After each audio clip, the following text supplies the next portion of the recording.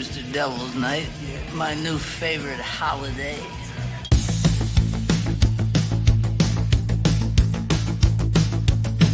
Are you ready to get physical? We got spooky movies and more. Gonna scare the hell out of y'all with the DVD, CD, UHD, VHS books, Blu-ray. Who knows, you may even see a werewolf today. Let's get physical. We wanna get spooky and talk physical media. Movies, TV, music, and more. Come check out what we have in store. Number monsters, ghosts, and ghouls. Physical media rules. Vampires, gremlins, critters, zombies. All here on FanZcene. You know it's a scream. Let's get physical. Talking physical media on FanZcene. On FanZcene. Shut up, rookie.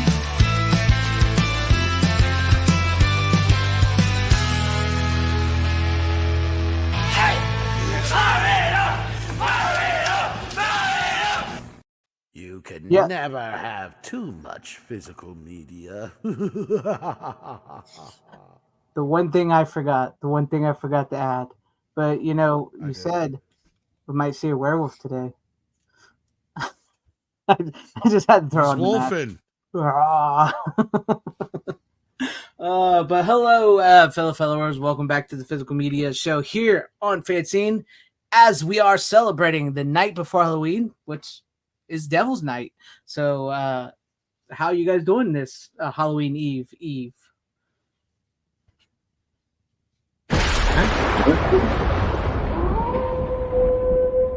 Excellent. I love that. That is so cool. It always happens when I talk. It's just that mystique, that power, right, that you hold. Steven, how you doing, man? Evidently. Yeah, Illusion of the night. Sweet music they make. Every time, though. Every time. every time. It's not happening right now, though. So I just want to say hello to Renfield, and I wake up, I'm like, hello, Renfield. Every morning. Well, afternoon, evening, whatever. Renfield, you asshole.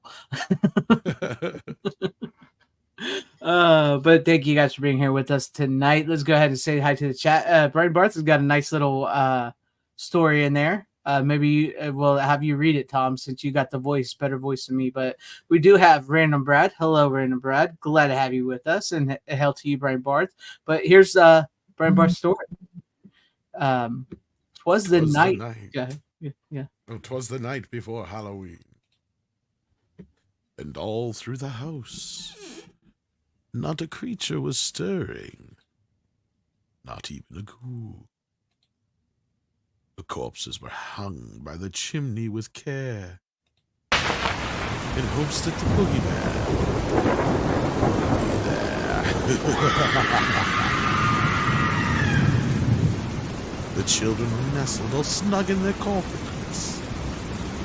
Visions of pumpkins stained in their nostrils. Excellent. That was great. I love that.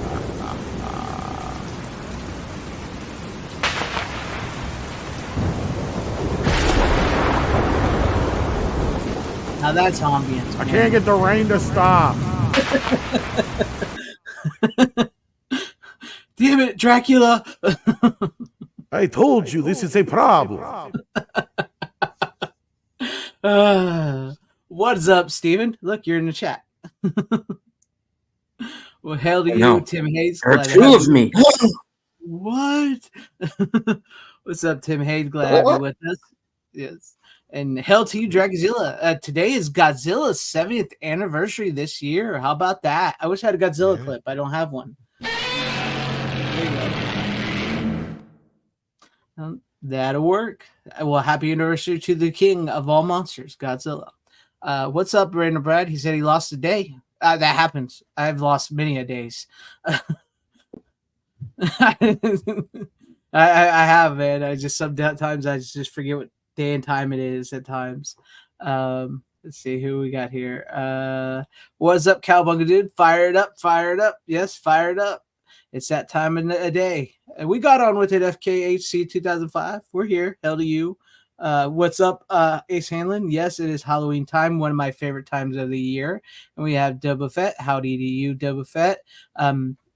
Free Rook from his workplace. He said he's starting his second shift right now. So he has to work a lot lately. What's up, Stephen Luther? Glad to have you with us. Like I said, he's working, Brian. He's working. Hell to you, Anthony Draven, and hell to you, Tyrell72. Happy Halloween to you and everyone out there. Let's see. Yes, F Shout Factory and so forth, and F Best Buy. Exactly. Oh, look, speak of the devil. And he says, I'm becoming the Subway slasher, mwahaha, the rookie critic, for $2. Well, on that note, you get some little abuse. This is my buddy, Mr. Pumpkinhead. He is an incredible friend, especially this time of year. Halloween! Love you, Pumpkin.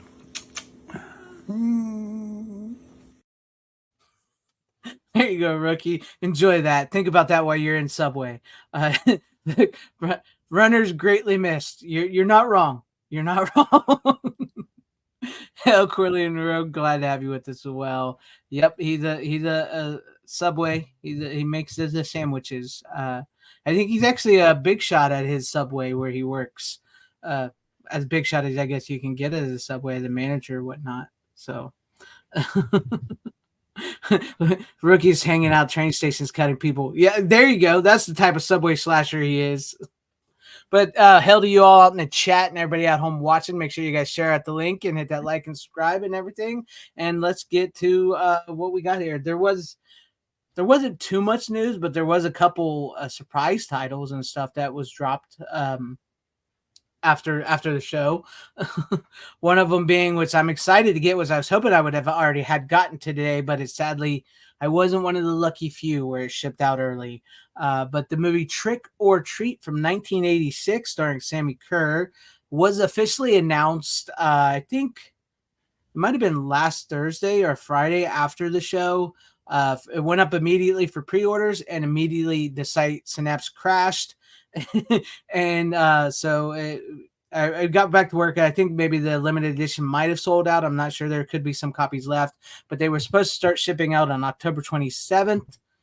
Sadly, mine did not ship out on October 27th, so I was hoping to have it by tonight, and I didn't. But that's okay. I'm going to get it in the next couple of days, and I'm super excited to watch that movie. It's been a while since I've seen it, and especially with the 4K, I'm super pumped to see it. I'm super pumped to see it. I had to get it. And then, of course, after we talked Terrifier last week, Umbrella announced a gigantic Terrifier set coming from them with part 1, 2, and 3 in 4K, and also All Hallows Eve. Was All Hallows Eve in 4K, Tom? Yeah, I believe so. Yeah, All Hallows Eve, where art came from, was in 4K. I just think it's part of the first film's disc is the point, like a okay. special feature. It may not be in 4K, but I thought the way it read it was.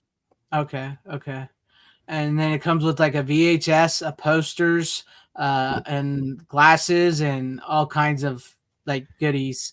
It's an amazing looking set. So that would, if I had the cash, I would have immediately bought that up at the time. But I don't have the cash from it. So, but that was one of those two were like the biggest titles. Let me check if I can see, because I don't remember everything that came out, because I don't remember seeing a bunch of stuff.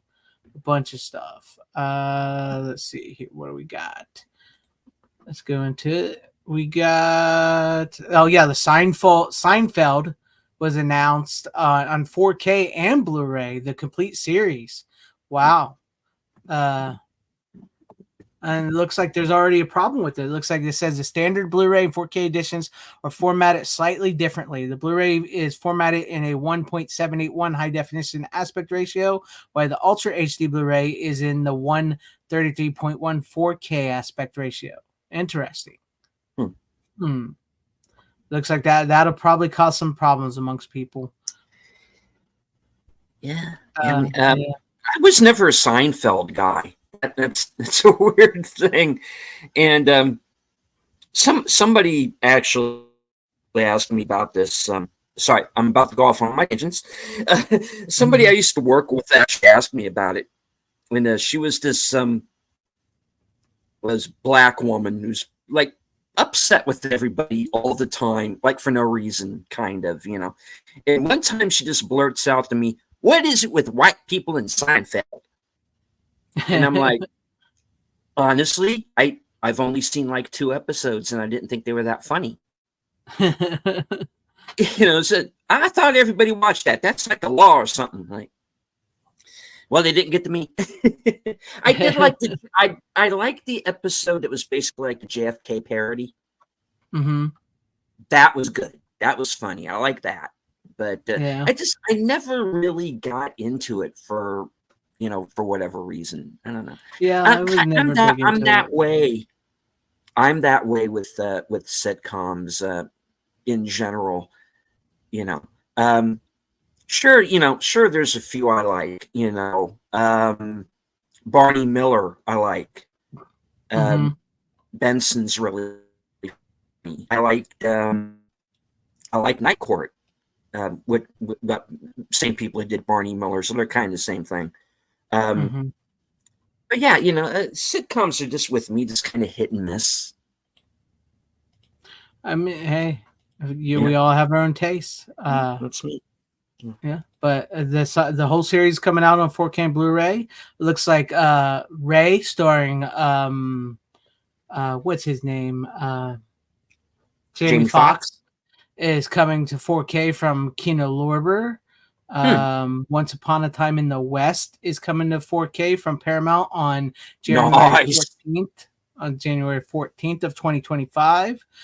We did get a look at the Steelbook of 7, and it doesn't look very good. You gotta admit, cover art again. Huh? Yeah, they do. They always.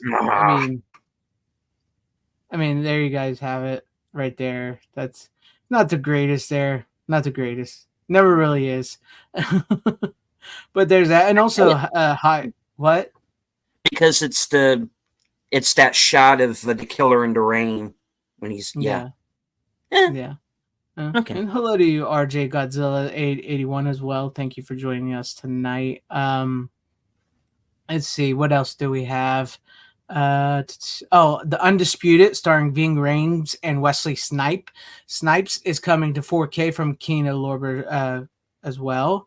And I meant, like I said, Trick or Treat was announced, which is incredible. I'm going to show it because I love this movie. It's so crazy. It's so crazy. But yeah, you could have picked. I don't know if they're still left or not, but there might be some left. There was only 6,666 of them made. You can choose from either of these 3 covers, whatever cover you want. I actually chose the red one. There's just something about that red one I really liked. I mean, these 2 look like the original cover art, especially this one here. There was just something about this red one here that I really, really liked. So I had to get that one. So that was the one I pre-ordered, and I was really hoping I'd have it by today, but I didn't. I think we talked about the Arrow stuff, and I think we're all caught up because that's pretty much it. Did we talk about the Arrow stuff? No, I don't think we did. There's nothing real. You can get The Cell with Jennifer Lopez on 4K from Arrow. The Gift, which I believe that's a Sam Raimi movie, I believe. It is on 4K from Arrow. Incubus, which I've never heard of, starring William Shatner. Actually, yeah, I've seen it. Yeah. I've not seen it. It's coming to 4K from Arrow. Inglorious Bastards, which there was another thing about this, the Quentin Tarantino Inglorious Bastards coming to Arrow on 4K. It is not a new scan.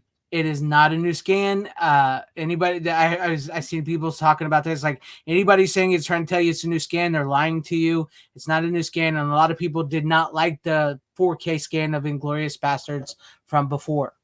They did not like it, so it's the same scan as the previous Blu-ray that was released by whoever owns it. I don't know the studio that owns it. And it also looks like The Usual Suspects is getting a 4K from Arrow, which I think it already had a 4K from Kino Lorber and already released it once before. So, and Stuart Gordon's King of the Ants is coming from Treasure Films UK on Blu-ray. So that's probably region locked on them. Who knows? But I think that's about it. I think we're all caught up. Looks like maybe Fight Club might be getting the 4K, but there's no dates. That's rumor. So I don't want to put that out there. Well, I did say it. Oh, and yeah, like Corley and Rugg brought up, it does look like Disney's putting out some more 4K steelbooks of their shows. I don't care. If you want Hawkeye, Ahsoka, Loki, or the third season of Mandalorian, they're coming. I don't want them. I don't care. I don't buy them. No. But yeah, there you guys have it. I believe that's it for the upcoming releases. And yes, Tyrell 72, that Elm Street looked great. Not really too much to complain about on that one. It looked good. Sounds spitter. It could have been me. Yeah. It could have been Steven there. Sometimes our internet messes up. So Well, the Nightmare on Elm Street you were just mentioning, actually, there is more. There's still sounds missing. I found out. yeah, I know. So I they saw that still video. fucked You, up. Yeah. yeah. But yeah, there you guys have it for all the upcoming releases. And with that being said, Steven, do you want to go first tonight? All right. Well, first off, I want to take care of a quick bit of business and kind of bust myself on something that I incorrectly stated last week. Now, I said that I did not have the 4K for Pulp Fiction. Bullshit. I'm blind, folks. It's right there on my shelf over there to my left, and I completely missed it. All right, so my first two movies tonight, because they do relate. One of them is a found footage movie. It's a Spanish language found footage movie, and it is Wreck. And it's about a television news crew that spends, basically the show is they spend late shift with, various people. And one night they wind up at a firehouse.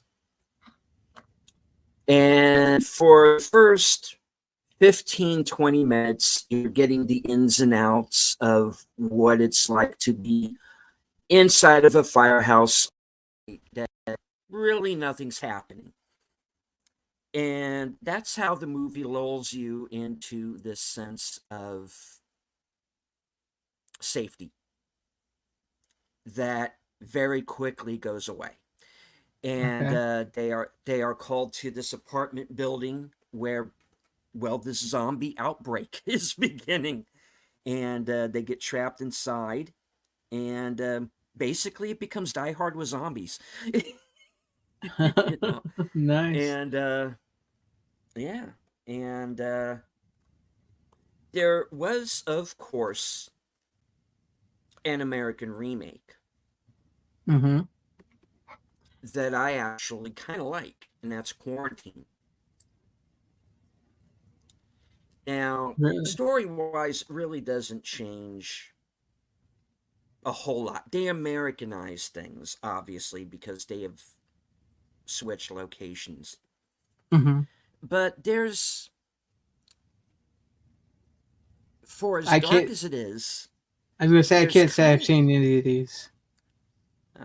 Well, they're both pretty good. They're pretty fast-paced. I think they're both under an hour and a half. So, they don't outstay their welcome. And once the fit hits the shan, so to speak, things happen pretty quickly. But, you do kind of get to know everybody. You get to learn these little snippets about all of the characters, the fireman, the reporter, the people who live inside the apartment building. You get to learn just enough about them to care when they start getting knocked off, and when they do, they go pretty quickly. Um, there's one pretty funny thing that I liked that gave it this little touch of humanity in quarantine. Was there's a scene, one of the characters is this very young girl who we find out pretty early on has been bit already. Mm. So we pretty much know she's toast the minute we meet her. And she's played by a Joey King. I think might have been her first movie, I don't know. And there's a scene where she actually gets a hold of the camera. you know and she's Yeah. kind of like, hello. And then when the cameraman is played by Steve Harris, you might remember from The Rock, he gets a hold of the camera. Hey, somebody's been messing around with the lens here. So there are these nice little bits of comedy that both versions actually have, but Quarantine has a few more that kind of stuck in my memory. But Yeah. I dug it. It's a creepy little movie, and of course there's like, the big bad in the in the loft, that Yeah. they eventually wind up having to wrestle with. But and I don't want to spoil it since you haven't seen it, but No, I've not seen either of them.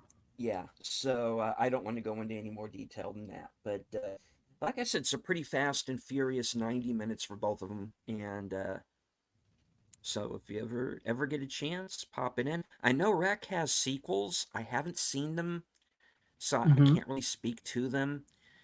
But I can't imagine where it goes. But hey, that'll be some homework for me to do in the future. There you go. There you go. That's my first. All right. I guess the good first two picks there for you off the bat. Tom, are you ready for your next ones? Or your first ones, I should say, not next ones. Sure. All right. To kick things off, this was one, of course, is a Halloween one. Actually, you know what? I'm going to do this one first. Since we talked about it on Toxic Tuesday. I finally watched The Blade 4K. Cool. From Does it Warner look good? Brothers. For the most part, it's a pretty good looking disc. You can tell there's a few sections. I forgot. I was gonna go check the Blu-ray, but I forgot. But there was a few shots of the effects that were like literally digitized. Mm-hmm. Like you could see like the square blocking and everything, and I'm just like, oh my god. It's like they should have done something to those. But other than that, those few shots mm-hmm. and some of the really dodgy CGI, I mean, the movie looks pretty good for the most part. Sound wise, it's got a nice Dolby Atmos upgrade. I mean, it's a classic, so you Yeah. can't go wrong there. So yeah, Some motherfuckers can't always really say trying much. to... Go ahead. No, sorry. No, go ahead and finish the line. No, because some motherfuckers always trying to ice skate up a hill. So That's right. Yeah, we talked about it on Toxic Tuesday. So if you want more of a breakdown on it, I just suggest you go there. So I'm not going to waste too much of our time on it because I have 10 fucking titles tonight. So. yeah, I didn't bring it because this is the Halloween show, but I did watch Deadpool Wolverine because I got the 4K. So did I. So you might as well have brought it. So, well, I can get it. 'Cause I didn't bring it, but I mean, can. Get it. I mean, we could always save it for next week if need be, but yeah. I mean, I got a few of these titles tonight where it's just mainly me more or less telling you if they're worth a shit or not. Okay. So. Okay. But yeah, I did watch that, so maybe I'll grab it if you bring it up tonight. Yeah, it's in my pile here. Okay, I didn't get the steelbook though. I did, and I will bitch about it when we get there. So yeah. Okay. Well, I'll go ahead and start off with one that we can sort of complain about a little bit, which I did do a video on this one earlier. I have Boogeyman, the Killer compilation. I don't think I really did get my point across in the video I made on this. I wasn't really trying to praise this. I was just kind of like fascinated at the time with what a DVD could do. You know what I mean? I mean, at the time it came out, it wasn't that big of a deal necessarily. Because to explain for those people out there what this is exactly. Mm-hmm. You know when they do like those trailer compilations, like old drive-in trailers and such. that's kind of what this is, but they literally just take scenes from the movies. I think some of them might be trailers on there if I remember right, but like Yeah, I think there's no most of like them. full movie. It's not a documentary. It's not like Yeah. there's even a narration along with it or anything like that. It's literally just scenes from a bunch of horror films on DVD. And the I guess the incentive for this, or the whole idea behind this, is that most of these movies hadn't hit disc yet, Hmm. right? So like that was kind of the whole point, was that you get to see some of these movies and a few scenes in Better quality than the better VHS. quality and stuff like that. But I mean, I put it out for rent thinking it was like a documentary. And after a few people griped and wanted their money back, I just eventually pulled it off the shelf because it was nothing more than a clip show, literally. Yeah, I mean, that's all it was. I mean, I think if you're like a horror fan or so, like it probably would play to that. So like the main audiences, there's no way they were going to sit through this. And I do, like I was saying, I do like how they showed Jason from part 4 here, and they give you a clip from Jason Goes to Hell. But I know this is volume 1. I don't think they ever made a volume 2. But what I was so fascinated with was because coming from VHS into, because we were still sort of on VHS, but we had a DVD player, and this was still fairly new. What fascinated me at that time was like, oh, you get like these character bios, you get the animated trivia, you get the commentary by Robert Englund, you get name the frame, like a guessing game on there. So I was really, as that pumped me up the most. And then I remember you put it in your computer and you can play games too because it's a DVD ROM. But Yeah, yeah, there's like some trivia deal on there. I mean, look, it had some things to play with and mess with at the time. I have not it did. messed with it since way back when. But Yeah, I just recently found it because I saw some people were doing videos on it. I was like, hey, I have that somewhere. And I finally found it. I was like, okay, I'll do a video. And plus it's, it's spooky season, Halloween, and it's got all these horror icons on there. So I figured it'd be a great little talking piece about horror movies. And, it's just, yeah, you're right. It's kind of like somebody said in a comment section, it's like a YouTube clip show before YouTube. So that's essentially what it is. But like out of these, I knew everybody but the Camilla from The Guardian, which I've never heard of that, and the clip they showed never made me interested in seeing the movie. Um, and a guy called Simon from the movie The Ugly, which I did actually find The Ugly in the video store after renting this and watched it. It wasn't a bad movie. It actually truly wasn't a bad movie. It was a bit of a mess with your mind type movie. But other than that, it's got all your classics: Pinhead, Freddy, Leatherface, Ghost. It's got Ghostface, Chucky, Candyman, Leprechaun, Wishmaster, all of them, The Dentist, all the good ones. So if for a little nostalgic trip back in time is why I got this, and it was fun to sort of mess around with it. But you're right. It's not great. It's really not great.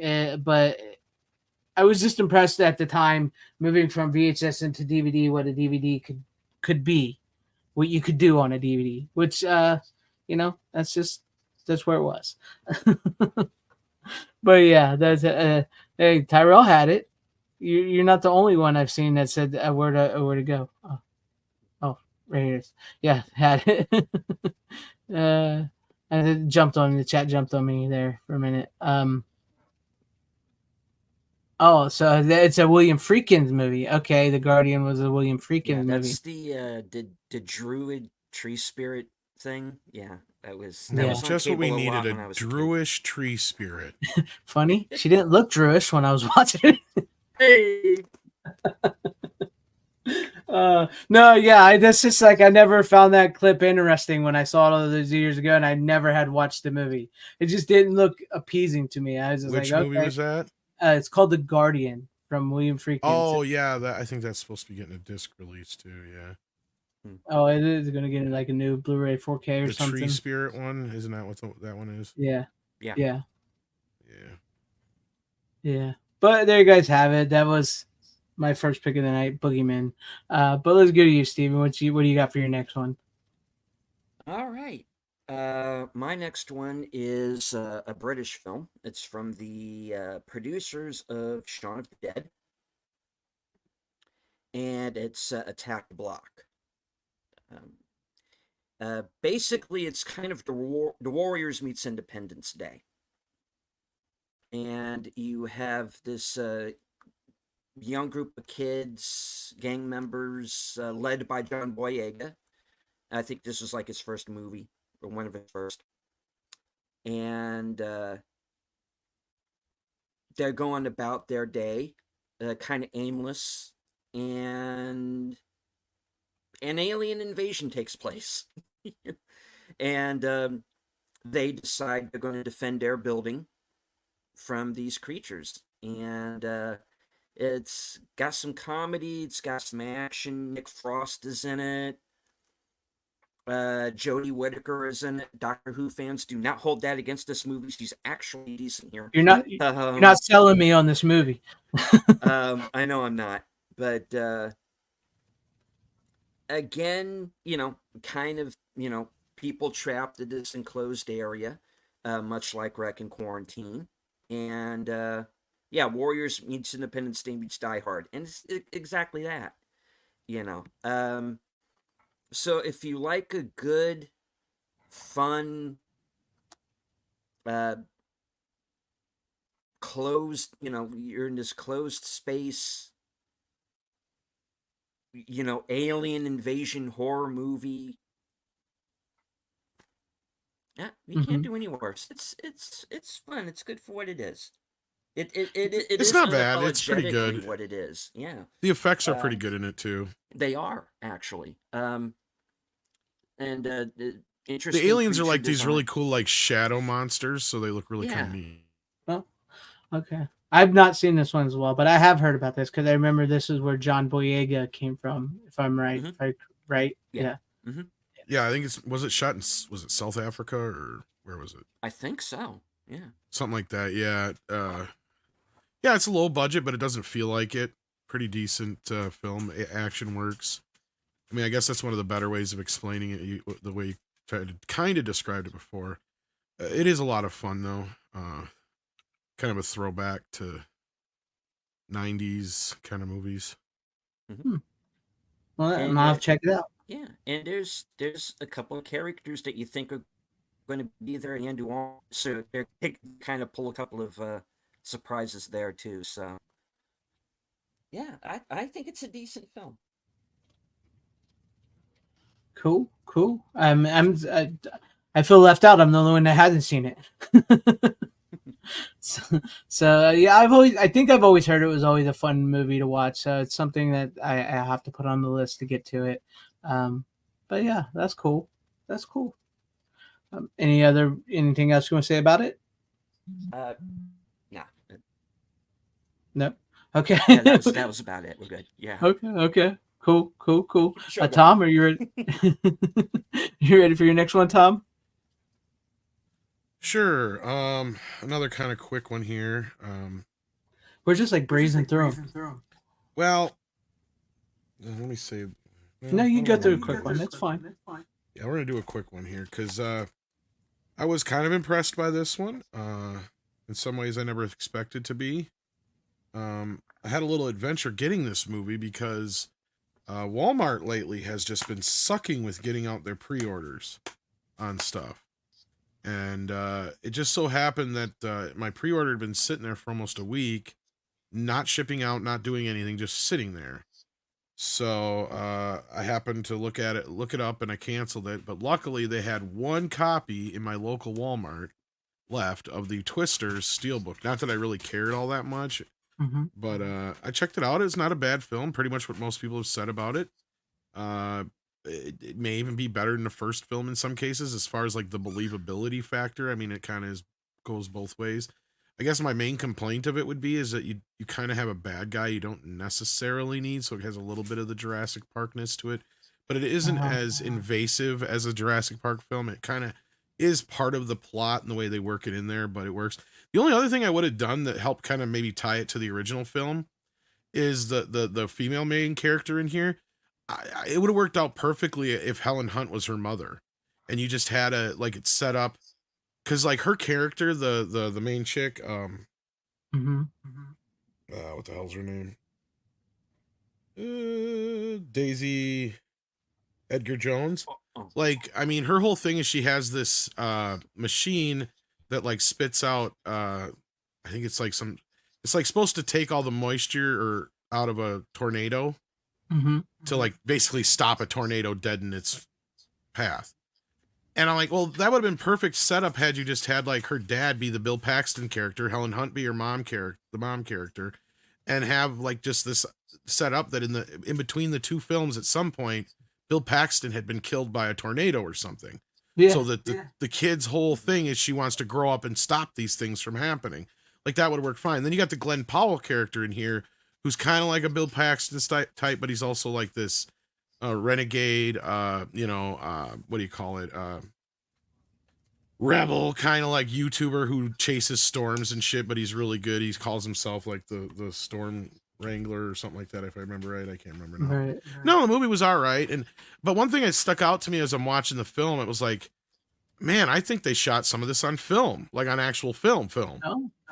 And I'm going through the movie and I'm like, well, that was definitely shot on film. I'm like, that's definitely shot on film. And then I look it up and yeah, they used film cameras for a lot of it. And not only that, they used it a lot more than I thought, because as I'm watching like the behind the scenes footage, like they're using film cameras in a lot of these scenes and the IMAX camera and stuff, which sucks is they don't have the IMAX shots on here, which I did hear about stupid. That. Yeah. But no, the movie actually looks really good for a newer film, and that's the reason why. It's because it was actually shot on fucking film.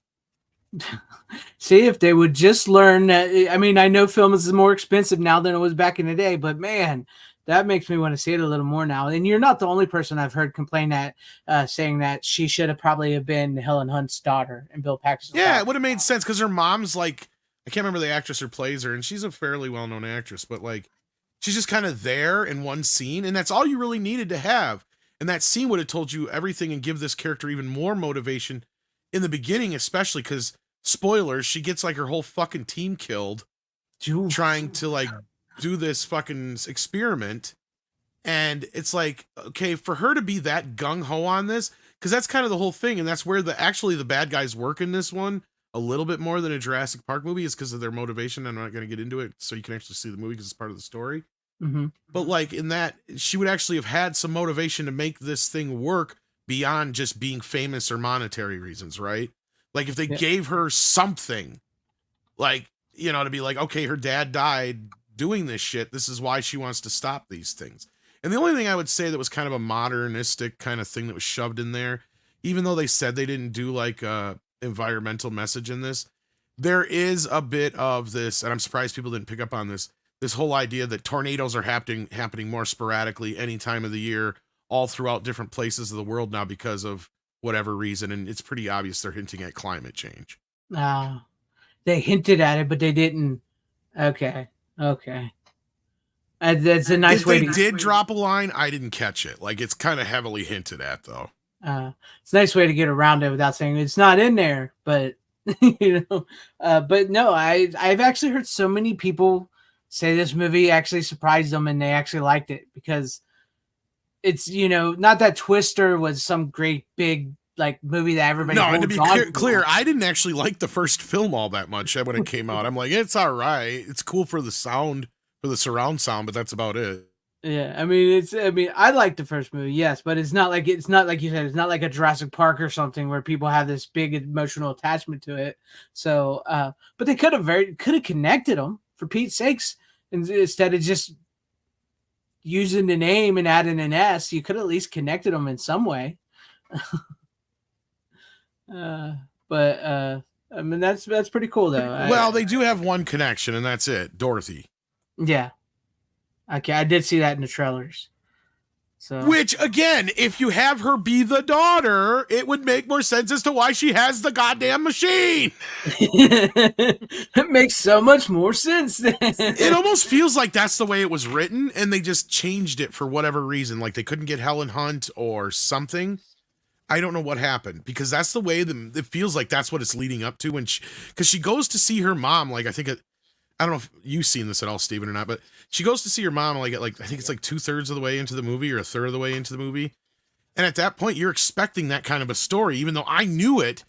Even me knowing that's not the story, I'm like, God, this naturally feels like that's where it's going. And when she sees her mother, you're expecting it to be Helen Hunt, and it's this other lady.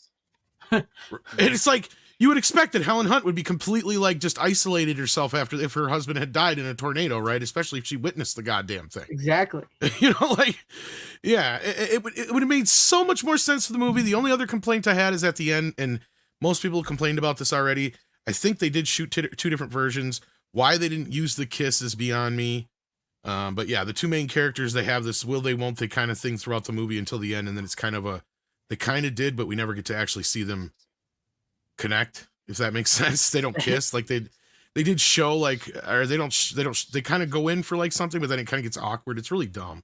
That was the only other time in the movie where I'm just kind of like, this feels like a reshoot or something. Yeah. Well, as we know, today, the audience that they gear toward do not like seeing sex relationships in movies like that anymore. They just want them all to be platonic friends. That actually stems from another older research paper where they actually did want to see more normal relationships, but they had to take that aspect out of it. Figures.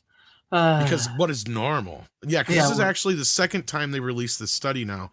They released it last year. We were going to do a video on this because we did a first part that was going to lead into it, but the first part didn't do so well, so we never finished it off. But I had found this study from UCLA. So this is from California that did this study. And in this study, they found that younger kids were getting sick and tired of being just bombarded with sex in movies. And what they meant was they also had stated at that time, that's not in this newer study, is that they wanted to see more straight relationships because, and the reason for this is they are confused. They don't know how to have a real friendship. They don't know how to have a real relationship. All they're used to knowing now is this friends with benefits, everybody fucking everybody. Yeah. Like nobody actually has a real relationship, all these poly relationships, and all that kind of stuff. And look, I'm not trying to dump on anybody's lifestyle or anything like that. So if you've been able to make it work for you, that's great. But the problem is now is we have a whole generation of kids who have been raised in this world where this is what they've been bombarded with for the last decade. And they're very confused. And they're very fucking confused. They don't know, because and you're starting to see this with a lot of kids now where they're like, well, I thought I was bisexual, or I thought I was this, I thought I was that. Yeah. But now I'm not so sure. Well, it's like, yeah, that's called college, you moron. Like, exactly. We all knew this. Actually, that is that awkward phase that nobody ever talks about. Why? Because that's when you figure out who you are. It's true. It's true. I actually just had this conversation, matter of fact, with my nephew. Not that he's confused or anything, because he was complaining about it as well with like relationships and stuff in it. Because you know what, it goes with one of my picks, which I have brought on here before. I wasn't going to bring it on, but since you're talking about it, I'll go ahead and bring it up. I'll bring it up. All right. Well, you brought it up actually, which is funny, but I actually knew what you were talking about because I've actually been following the study, and I found it ironic that they did this. They released the same exact study, only they took out the part where they wanted straight relationships. That's the only thing that's changed. Okay. Isn't that strange? That is very strange. That is very strange. To me, that feels very controlled. But anyway, we won't get into that. But I mean, I watched The Lost Boys with my nephew and his girlfriend. Oh, there's a lot of gayness in there, right? Speaking of which, and that's what brought up that conversation, because he gets it, he knows it. He's like 27, and he was like, back in the day, we didn't think that was gay. They were just but we could like years later we could see the subtext though. Yeah, years later, and he's like, he sees it now and everything, but he's like, but everybody nowadays just sees everybody's like, oh, this guy and this guy, they can't just be friends. They're obviously got to be fucking. He's like, no, do you not know what friendship is? And it led to a whole conversation like how, they don't see friendships anymore. They don't see how you can be just like have a buddy and do things with a buddy and not be sexual with them. What's sad is how much Schumacher obviously put into this movie. Exactly. That it's there. It is there. It's big time. The whole point of the movie, if you watch it, and I'm not trying to ruin Lost Boys for anybody. No. Is the chick is temptation, right? Mm-hmm. But the real test for him is, are you ready to fuck me? Yeah, David. David. Because he's like obsessed with the Kiefer Sutherland character, who is obviously embodying that 80s kind of glitter gayness to him in a way. Yeah. But it works for the movie just because it's a vampire. It's not that you replace vampire with gay. And it works. It's It not works. gay. It's just vampire. Yeah, see, and that's how we used to do subtext. It's subtle. It's there, but it's not. And you can interpret it that way if you want to.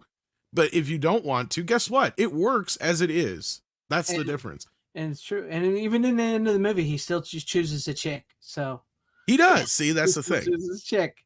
And that's the funky thing about some of these movies from our past that do have those kind of subtext to them. Even ones that are on their surface. Do you guys remember when I brought on Hedwig and the Angry Inch? Yes. I doubt either one of you have seen it. I remember. But No, like, I understand, but I remember when you brought spoilers to that whole movie, because like the whole movie's in the background is about this guy who lost his dick and has been forced to be trans, right? Mhm. And he can't quite get a relationship right. And the whole time, the relationship that he's in the movie is the one that's right for him. But what's funny is at the end, the twist that makes them work is he finally embraces being a man and she finally embraces being a woman. And this was made by one of the gayest motherfuckers in the world, which is like, dude, what are you trying to tell me here? Because the end of your movie is the same kind of scenario as Schumacher's Lost Boys. He still chooses the woman at the end, right? Yeah. Tyrell, there is. It's there, but it's not like, see, like what we're It's talking not about. on the surface, but Yeah. now that we've told you about it, you'll watch it and you'll be like, oh, fuck. But I mean, no, and I'm not, once again, not trying to ruin anybody's enjoyment, because it is a good, very, very good movie. It's a great movie. But See, it's I didn't like, mind that kind of stuff in movies before, because then we could just kind of analyze it, and then you're like, holy shit. This yeah, is just an analogy for being gay. And the thing about it is that you don't. I mean, like, you can just see it as a vampire movie too, so you don't have to, you know. That's what I mean. It's not in your face. It's not there on the surface level to where you're like, oh, obviously, right? Exactly. Nightmare on Elm Street 2 is one of the more obvious ones. Like, that's one that we've talked about that before. There we go. See, that one at first, if you watch it, you're fine. But then as you start looking into the movie and you start reassessing it, you're like, holy shit. This whole movie is about a kid who's dealing with coming out of the closet. Right? Like, that's all it is. Especially part two, it's crazy. No, I mean, yeah, you stand back and you look at it as a whole and you're like, oh, okay.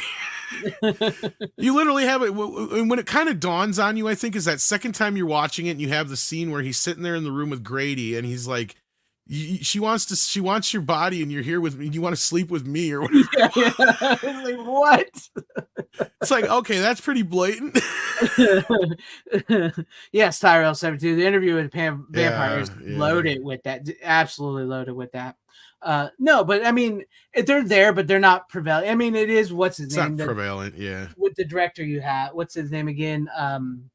Joel Schumacher, who I love, is probably one of my favorite gay people besides John Waters. Yeah, I mean, he was gay, so it's sort of there, but you don't like we said, it doesn't have to.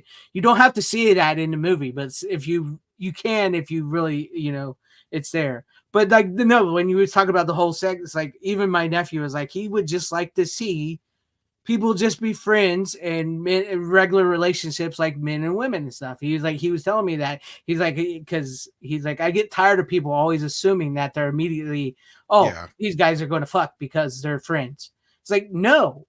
And I'm using bad words. I shouldn't use that. It's like, no, they're just friends. Normally you don't. Yeah. Yeah, I know. Usually that's my job. Well, he was in the Navy. Halloween. My nephew was in the Navy, so but no, he gets tired of it. You like, can sail the seven seas. And his girlfriend, and it turned out his girlfriend really, really loved the movie because she had never seen it before. And I'm like, typically girls do tend to like Lost Boys more than they like Fright Night. So I have this theory where you can tell a woman's age by her favorite film. And there's a certain group where in their age group, their favorite film is usually either A, Dirty Dancing, or B, Lost Boys, which means they were probably born sometime between 1975 and 1980. Mm-hmm.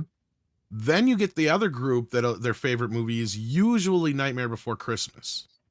Mm-hmm. That's the group that was born sometime between 1985 and 1990. See, there's your separation right there. And if they don't like Nightmare Before Christmas, it's usually The Crow. So like, and I'm serious, test this. This 90% of the women you meet within this age range will say that's their favorite movie. One of those 4 titles I just mentioned. No, you're not wrong. You're not wrong. I've There's a reason why Hot Topic is nothing but Crow and Nightmare Before Christmas. It's true. You're not wrong, and I've said it before. Then there's the next level, Twilight. I don't get the Twilight girls, but I do. That's the 95 to the 2000 range. Typically, for whatever reason, I typically attract a lot of goth girls for some reason. I just do. And I know exactly what you're talking about. And see, my daughter's favorite movie is A Crow. Told you. Peter Venkman, you're an exception to the rule, though. I mean, my dear. Yes, obviously, we know that.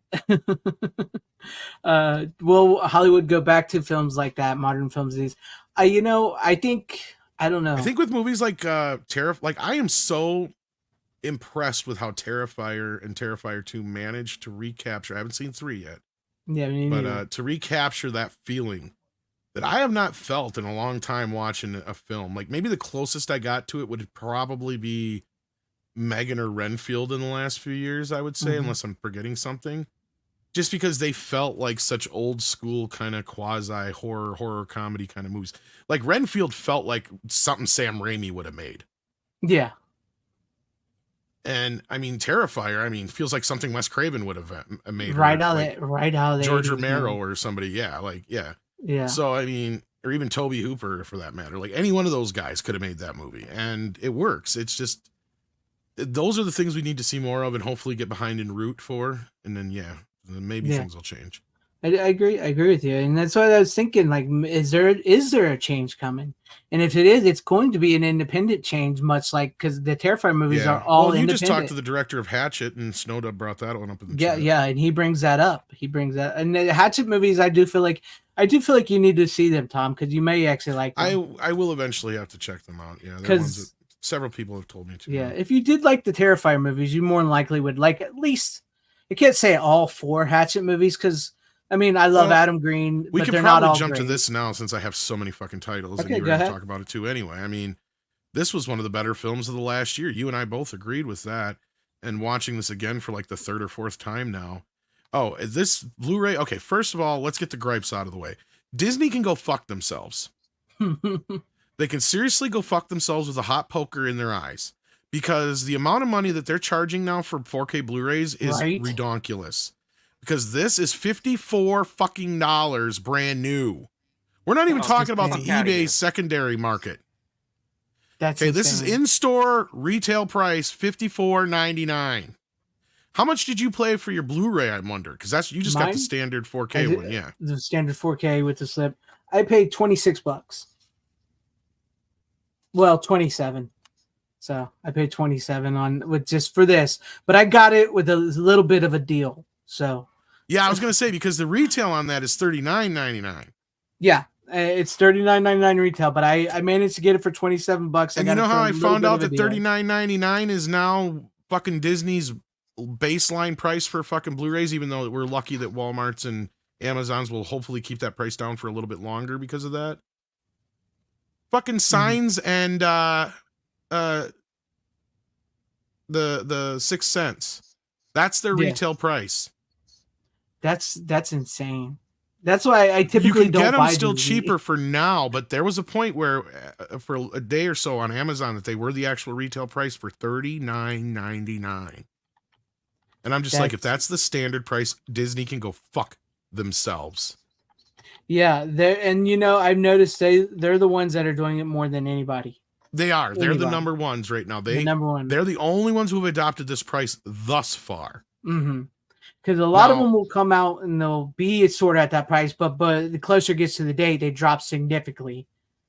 Well, in this case, yeah, we will be getting some titles. I'm sure because I did get both 6 Sense and Signs for $27.99 because I pre-ordered them. Mm-hmm. But now the day after I got mine is when they jumped up to $39.99 and then they slowly crawled back down. And I think now they're back to like the 28 or 29 range or something like that at the moment. I haven't checked yet again, but they keep bouncing around. And this is something I heard is that's their new retail price.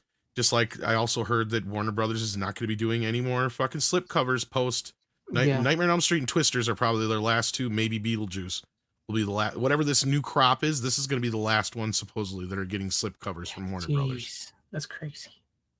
Because at first I heard Nightmare on Elm Street, but then people were getting Twisters with it, and I think Beetlejuice has one, but not 100%. Brandon, $100 down there, and I thought they didn't release Disney in Australia anymore. Well, that's probably just to import it. Yeah, okay, now the good sides, the upsides. Okay, so the disc looks a fuck amazing. Now Disney got it. They're doing everything in 4K from beginning to end, and it shows. I'm pissed we didn't get a 3D version of this, but picture-wise, this is one of the better. It wasn't filmed on film like Twisters. It was shot digitally, but it does look really good. Sounds really good. It does. Get a nice collection of extras, for what it is. But I mean, at the end of the day, the price is just Disney's gonna. If this is what they're gonna start charging now because they're with Sony, that's probably why. Because I don't know if this was released through the Sony deal or what. Yeah, I don't know. That's what I was kind of thinking. Is like maybe they're the one raising the prices because of Sony, because they got to pay Sony too. That's what I was thinking. That's what I was starting to think, actually. Yeah. But to me, I don't typically buy Disney. This is like the first Disney title I've bought in years, truly in years. But I'm with you. The 4K looked great. It looks beautiful. This is probably one of the most fun movies I've seen in a long time.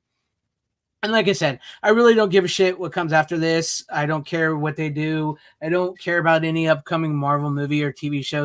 This is the first Marvel movie I've bought in a while. Yeah. The last one I bought besides Spider-Man was Thor: Love and Thunder. And the only reason I bought that is because it was during Best Buy's clearance of Steelbooks, and I got it for $10 on 4K. Well, in a steel book. So I'm just like going, look, even if I fucking sell yeah, you could probably sell that for some money. Sell that in like 5 years from now. Like, yeah, I guess it's worth that. But otherwise, I ain't buying them. I don't even think I got Doctor Strange too. I don't think I did. Yeah. Like it's been a while since I bought a Marvel movie besides the Spider-Man ones. And Guardians 3. I did get Guardians 3. I never bought Guardians 3, but I think Spider-Man that was the last one I actually bought. And I think this is like I said, this is the first Disney movie that Disney's put out. I bought, I don't know how long. But I really enjoyed this. I thought I know there is some Disney stuff within this movie with people, watch Loki and all that. I would say, like you said before, I think if you watch Loki, you'll confuse yourself even more because it's pretty straightforward. Yeah. Even if you don't understand what they mean, it's pretty straightforward. I was gonna say, if anything, they could have left the Loki reference out. Yeah, because at that point they pretty much explain what the monster is. That's all you need. Yeah, he just like eats you and then you're gone. You no longer exist. That's it. But no, the Ryan Reynolds and Hugh Jackman are excellent. I was on board for the ride with them. The cameos I thought were great. They were some of them were very unexpected. I didn't, I was maybe expected a little more, but the ones I got, I liked, especially Blade. So yeah, I think we talked about the movie before because we all went to the theater and saw it, and then we talked about the other movies. But yeah, Steven, if you have any thoughts on it, you can chime in. I mean, if you don't, I know you don't have the 4K, but if you saw the movie, I don't. I did see the movie. I didn't have any trouble following it. The only thing I really didn't know was the creature that's attacking them. But all I knew is, hey, Blade's fighting the thing. That works for me. I don't need to know anything else. Yeah. So I didn't have any. They could have called the monster. Trouble. Go ahead. Sorry, I was just going to say they could have called the monster Disney for all it fucking mattered at that point. Yeah, pretty much. Well, yeah, I mean, well, that's who the TVA guys are, whatever the hell they're called. But pretty much, yeah. Yeah, but yeah, it's a fun movie. You finally get Deadpool and Wolverine together. Hand and handcuffed motherfucking hand after all these years, and yeah, and everything that goes along with it. It's a fun movie. I wish they could have written the villain a little bit better, but I'm starting to wonder if that was on purpose because the villains tend to be poorly written in a Marvel film.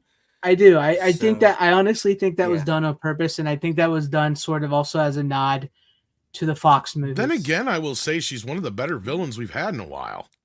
Like, she's True. pretty I'll clear give- on what yeah. she wants and what she's going to do, and Yeah. she's not a real good person. Yeah, right? Like, that's what, even when you get that moment where, like, even Deadpool's like, no, don't do what you mean, what you did with poor Johnny or whatever. It was. that no, I was actually going to say that. I was going to say because they could have very easily, with this being Disney and it being a woman villain, they could have very easily went into territory where you made you roll your eyes. But no, she's legitimately just a pure evil person. She does have that moment where Wolverine talks her down, but then right afterwards she goes right back to just, I'm going to kill everybody.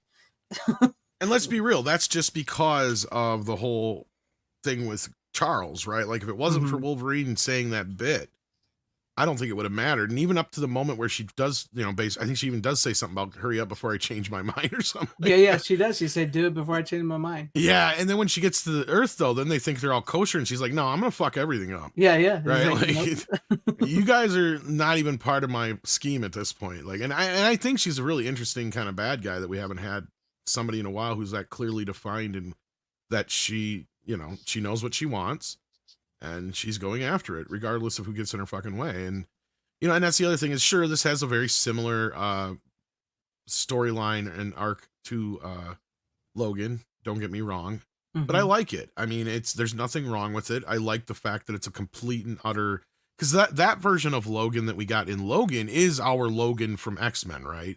De facto. Yeah. This isn't. Like, so some people got to remember that too. This is the worst Logan ever, right? And isn't that funny how we actually get the worst Logan ever, and then he turns out to be the one that we need, right? Like, I mean, it's a really great arc. They do it again, but in a way that makes you go, not only we're going to take the one that you love normally and do that to it, but we're also going to do this with this other version that we've introduced you to now that would normally be like the version that would just say fuck everything and run away, right? Because that's like part of his character. Yeah. But, and that's what I love. That's where the movie works the best, is when you have Laura say that one line, basically, like, you were always the wrong guy. Right, like that is what makes the movie work. Yeah, and I mean, Ryan Reynolds, of course, brings it all together with his humor. Sure, there's a few plot holes I'm sure you could pick out here and there, but the more times I've watched it, the more tighter it feels to me than the first time. And I really don't. I have a knee-jerk reaction when people are like, "Oh, it's just a dumb, fun popcorn movie." It's like, I think people are underselling this movie a little bit. I think that they're giving it less credit than they need to be, and it's a lot more, or they should be, and it's a lot more clever than most people see on its surface, not just because of the Disney aspect, but a lot of the other things that are in it too. It has a very a lot of things in it, as far as males, right? Father figures and all that kind of stuff. Yeah. And I tell you this, because my mom watched it, and my mom's almost 70, right? She loved it. And she's are you trying to kill your mother? What the fuck? No, she loved it. My mom has liked all the X-Men movies. She loves Hugh Jackman. She loved it. She told me, she said, it was really funny and it got serious too. And I really like that, because I do think people, like you were saying, I do think people underestimate the serious, because it can get very serious in the movie and gives you like very emotional moments. And the only part, can you guess what part she did not like? I'll let you guess. When they're killing all the Deadpools and it gets real bloody, probably. Yeah, you're right. She said they could. She said they could have done without that scene, but other than that, I liked it. No, so yeah, when she watched it, she liked it. But no, I'm with you. I think there's more to the movie than people give it credit to. I was surprised I liked it as much as I did, because I'm checked out of the Marvel. I know you guys just covered the whole superhero fatigue and everything. Honestly, I'm checked out, and I'm kind of upset at myself that I'm not more excited about the upcoming Superman movie, because Superman is my favorite hero of all time. And I'm just kind of like, So it is what it is. I think Disney's getting a little greedy, but also they made that deal with Sony where they got to pay them. So I think that who knows? I don't know if Marvel will get back on track out of the MCU route or not. I just don't shells care for that. Yeah. To me, I just like I said, I do not honestly care what happens after Deadpool and Wolverine. You know, if they bring him back for Secret Wars or whatever, I don't care because I still have this That movie. seems to be the so, consensus for the most part too. Is most people just don't care. yeah, they just point. don't care. Yeah, but yeah, there you guys have it. I know this has been the Halloween show, but I mean, yeah, it did come in, and I did happen to watch it before I went to see Venom 3. Oh God! Actually, you probably I ended up actually enjoying Venom 3 a lot more than I thought I did.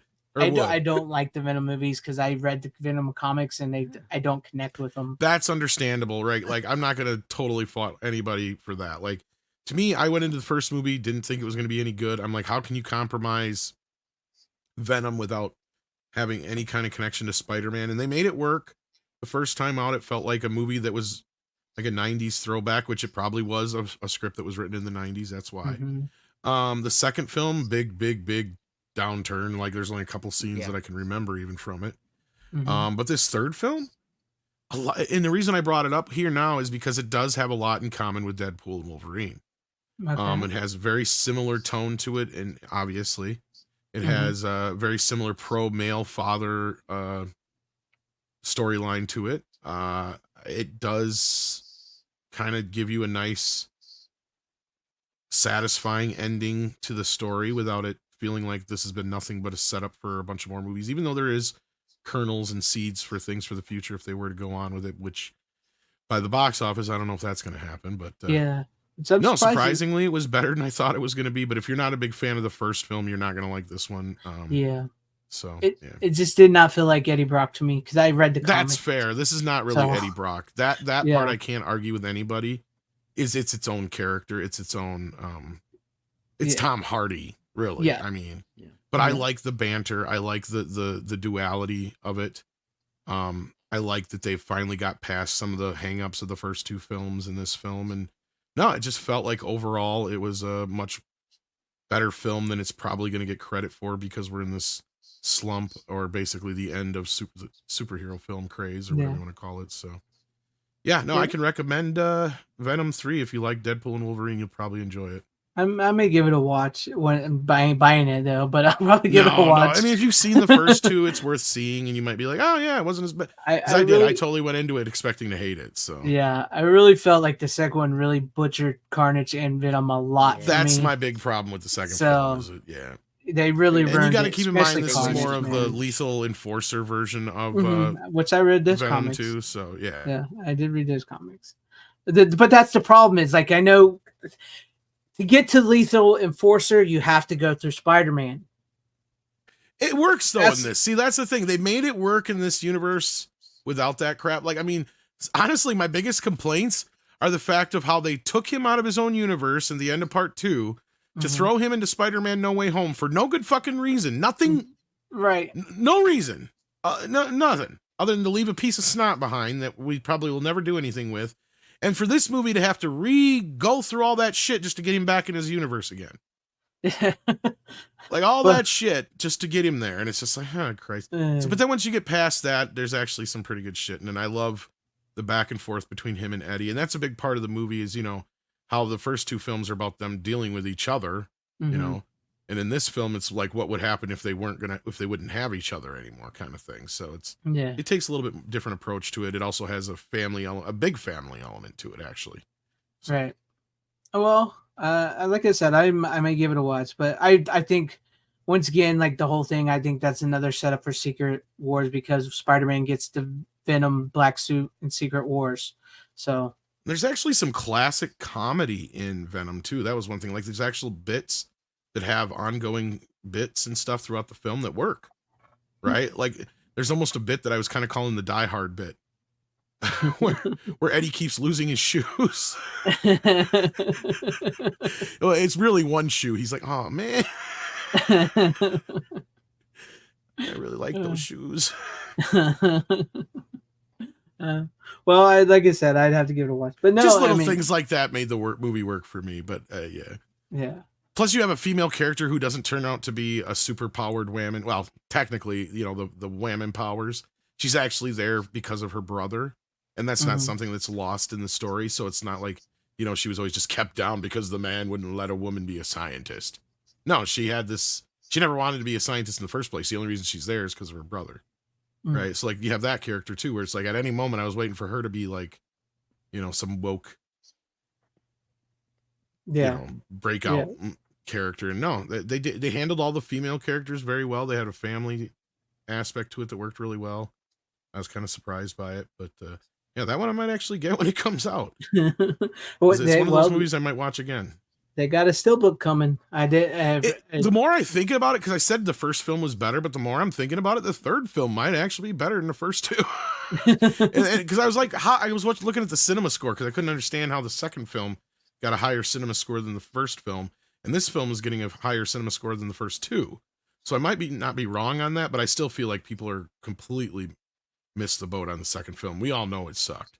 Yeah, it was bad. Which that surprised me that it made as much money, and that surprised me that this isn't making money because for these Venom movies, even though I may personally not like them or connect with them because of with the comics, they have all been very successful, very successful.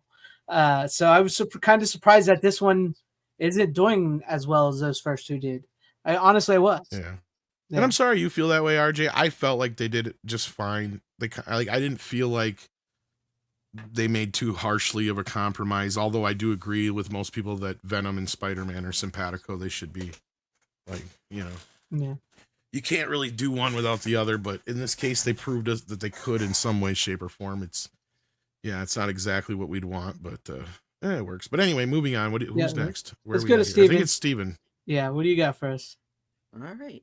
Well, I'm back to American films now. And, well, an American film produced by Guillermo del Toro. And directed Does that by count, Scott then? Cooper. It's all right. This is Antlers. Oh, I remember when that one came out. I haven't seen it, though. Neither. I've never seen it. Yeah. It's directed by Scott Cooper, who did Hostiles a few years back with Christian Bale.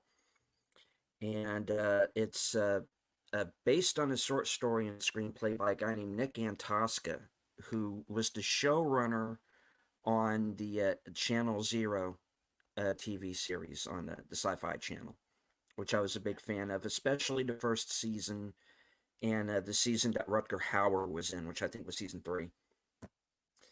Well, it's this is kind of a child with a secret movie. Kind of the school teachers, played by Carrie Russell, gets to know this young boy at center class, very kind of quiet, introspective kind of kid, and you find out that he basically has a monster living in his house, and he's basically spending his off school hours at home, having to deal with having to take care of this creature and picking up after it. And it's kind of a gloomy movie in that it's this small town where it was kind of a company town. The company is now gone. A lot of people are addicted to meth. And now you have this creature, and this kid trying to deal with it, and eventually the school teacher gets pulled into having to save the day, along with the sheriff, who's played by Jesse Plemons. There's some good actors in here. Amy Madigan's in it as well. Yeah, so it's an interesting movie. If you like the Channel Zero series, and I see there are a couple of in the chat who remember it and did like it, you're going to like this because it's kind of like a season of that show in about an hour and whatever, 45 minutes or however long the movie is. But it's pretty, again, pretty interesting. It's very well acted. It very much has a Del Toro feel to it, especially in creature design. If you're familiar with Scott Cooper's other movies, this fits right in. Uh, Interesting movie. It kind of came out of nowhere because when it was in theaters, at least where I lived, it came and went pretty quickly, so I missed it. I had to wait until video, and then it's one of those movies that I got kind of sight unseen, and it's an interesting one. It works. The scares work. It's not. It doesn't rely on jump scares. It's very much a mood piece. It's well acted. I dug it. It's well done. Nice. Yeah. Yeah. You always bring the ones like every movie you have is like, I've never seen it. I've never seen it. And that's typically hard Yeah, for but I've me or usually at Tom to least do. heard of them. Yeah, I've heard of Antlers. I have heard of Antlers.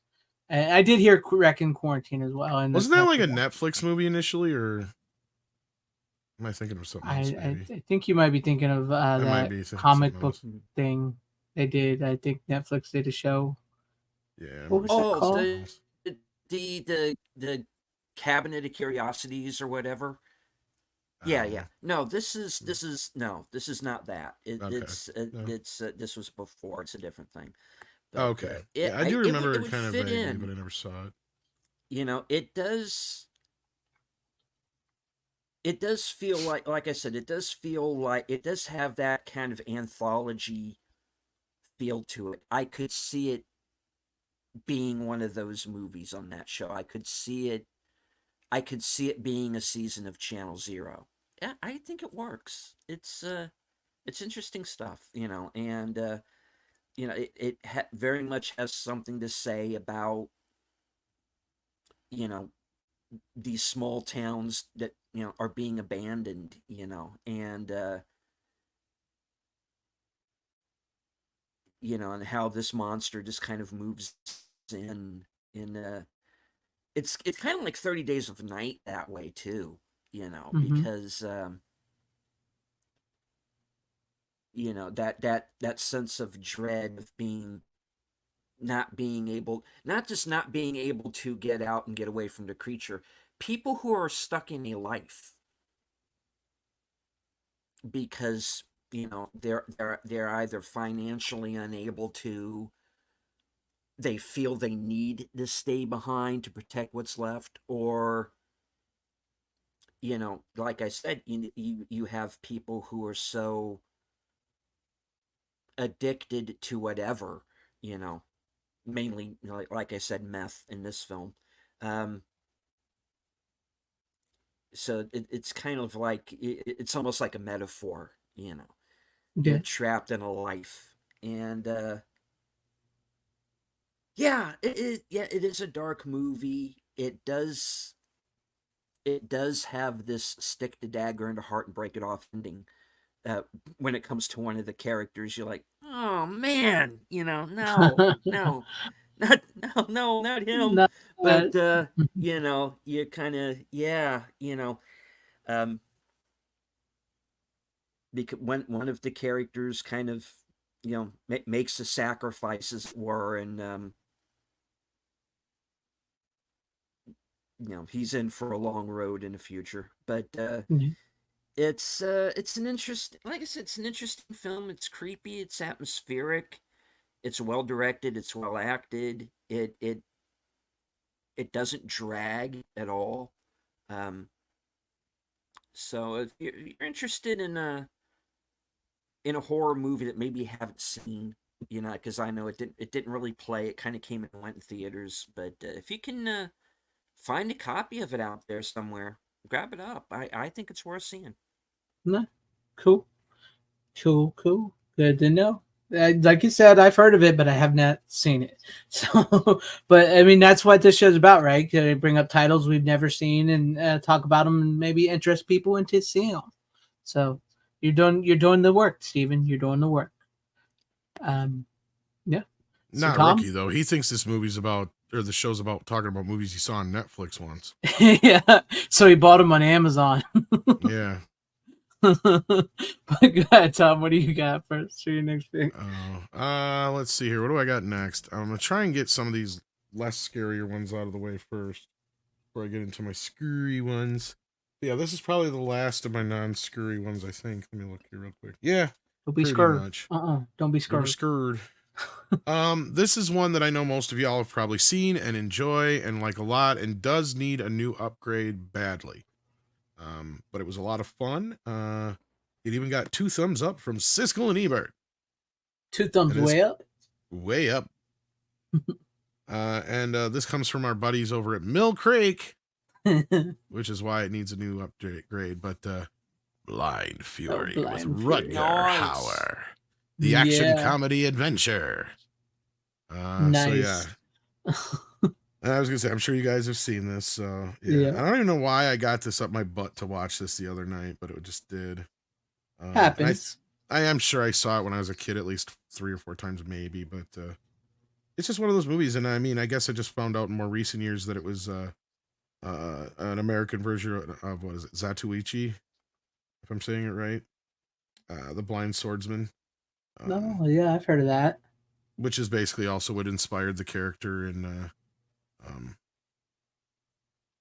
Rogue One and a couple other places, I'm sure. Even in a way, obviously, also inspired Daredevil. Let's be real. And that's kind of what this movie is kind of proto Daredevil in a weird way, even though Daredevil already existed. But yeah, Blind Fury, awesome movie if you haven't seen it. Pure 80s action fun. No, Kino hasn't put it out yet. If they are, maybe they're working on a new one. I haven't heard anything. I haven't heard anything. Yeah, either. I wouldn't be surprised at some point, but this is a Sony title, so I don't know. Yeah, and of course, in pure Mill Creek form, at least they did do a VHS cover for it because, yeah, standard art. It's always sucks. it's always bad. It's always bad. Mill Creek. It's like they do it on purpose. It's almost like, okay, we got to have some of the worst possible fucking artwork in the world, but then we'll put a really cool slipcover on. All right, that's how. They're going to buy for the slipcover. Trust me. Yeah, well, I mean, that's kind of how they got you in some of these, because it's just the actual VHS slipcover art, basically, for the most part. Yeah. But yeah, no, like the movie's fun if you haven't seen it. The basic storyline is pretty straightforward. A guy who loses his sight in Vietnam. I think he ends up in a Cambodian village or something like that, or wherever it is, and he gets trained on how to basically use his other senses, and also gets trained in defense, martial arts and whatnot. And of course, his cool little trademark is he's got this walking stick that is actually a sword, and he can just kick ass. You know, he's just it's fun. It's a fun 80s romp that needs some love on 4K at least. I agree with you. And Rutger Hauer is just like, he's amazing in this movie. It's so good. I mean, the acting is cheese to the gills, oh, it is, but right? it's so good. Like, I'm surprised it's not a canon movie. It is one of the most non-canon films I've ever seen in my life. Maybe it was supposed to be at one time. Somebody. I don't know, but it feels like it's like, how did Canon not make this movie?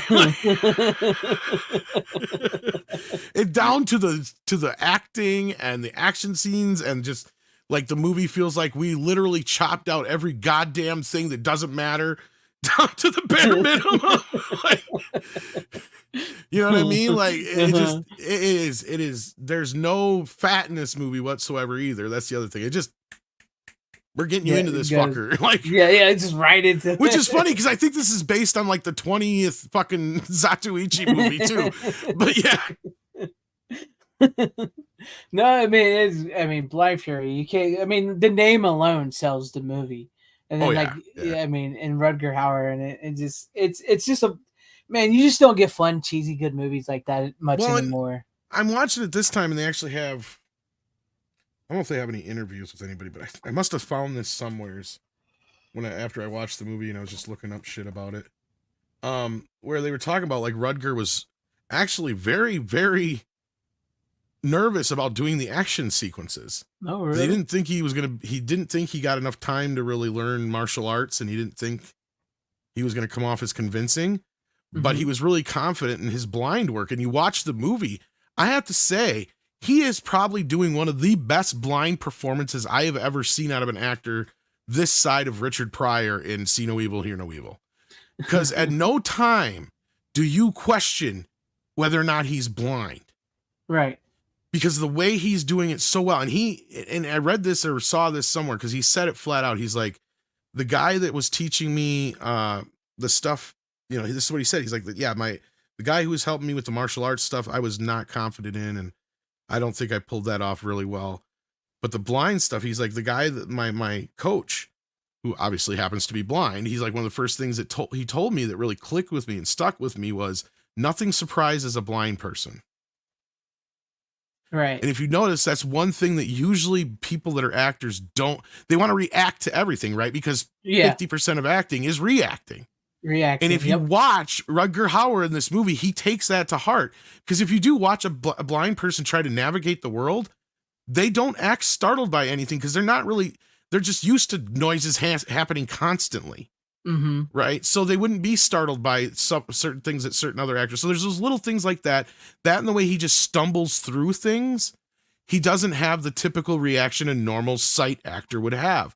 He just keeps on going. Right. There's always going to be obstacles in his way, but he's just going to keep moving forward and find the solid ground. And that's what he does. He doesn't look down. He doesn't look I swear he doesn't blink through the whole fucking movie. And he could have cheated and had sunglasses on more than he does in this movie. Mm-hmm. Right. And he does it. And it's just like, how does he pull this off? That was the most convincing part for me this time watching the movie. Because I had to rewatch it in my head after seeing that or reading that or whatever it was. And I'm like, yeah, he's right.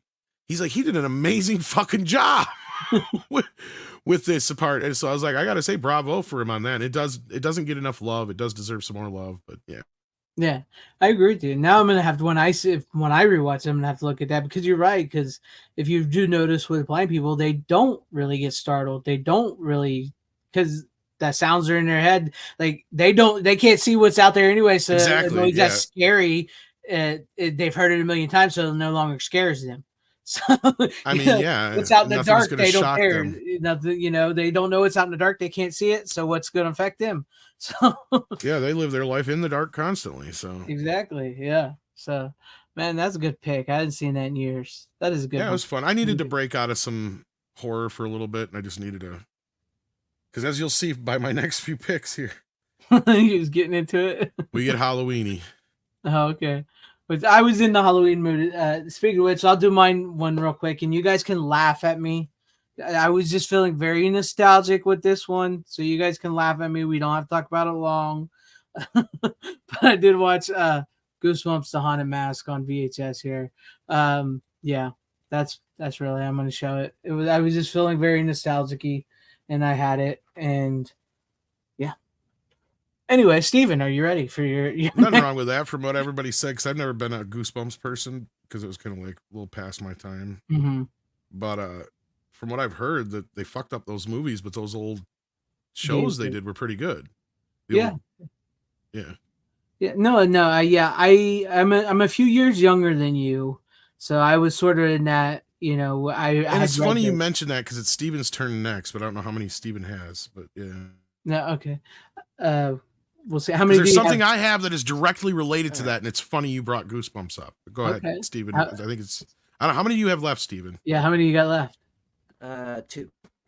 Oh, okay. Why don't I go next then? Yeah, if that's all right. Yeah, I mean, I love the Haunted Mask. It takes place real quick. Just it takes place on Halloween.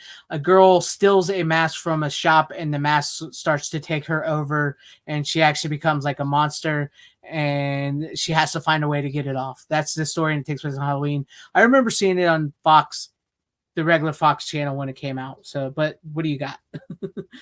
I got a new Jaws 2 VHS shirt. I know, I like that. Yeah. No, actually I have one. I watched one, ironically, and in no way knowing you were going to bring that on, watched a movie that is one of the stories that directly influenced probably the most famous Goosebumps story and character. I know what you're talking about. You know where I'm going, don't you? Mm-hmm. Mm-hmm. And that is Abracadabra. Yep. Magic. With Anthony Hopkins. Hannibal Lecter. Yes, one of the most notorious films of all time.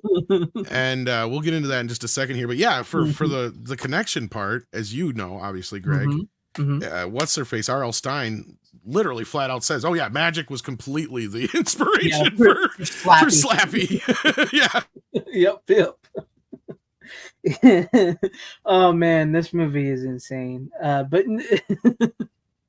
like I said, I was at that age where we read the Goosebumps books, and so when that came on, I was excited. So let's talk a little bit about Magic. So yeah, I don't know if you guys have seen Magic before, because this It's movie been a is long time, notorious man. for Yeah, it's various very reasons. notorious. First of all, it's notorious for the fact that it's been almost impossible to find for years because of rights issues, because it was owned by like 2 or 3 different companies.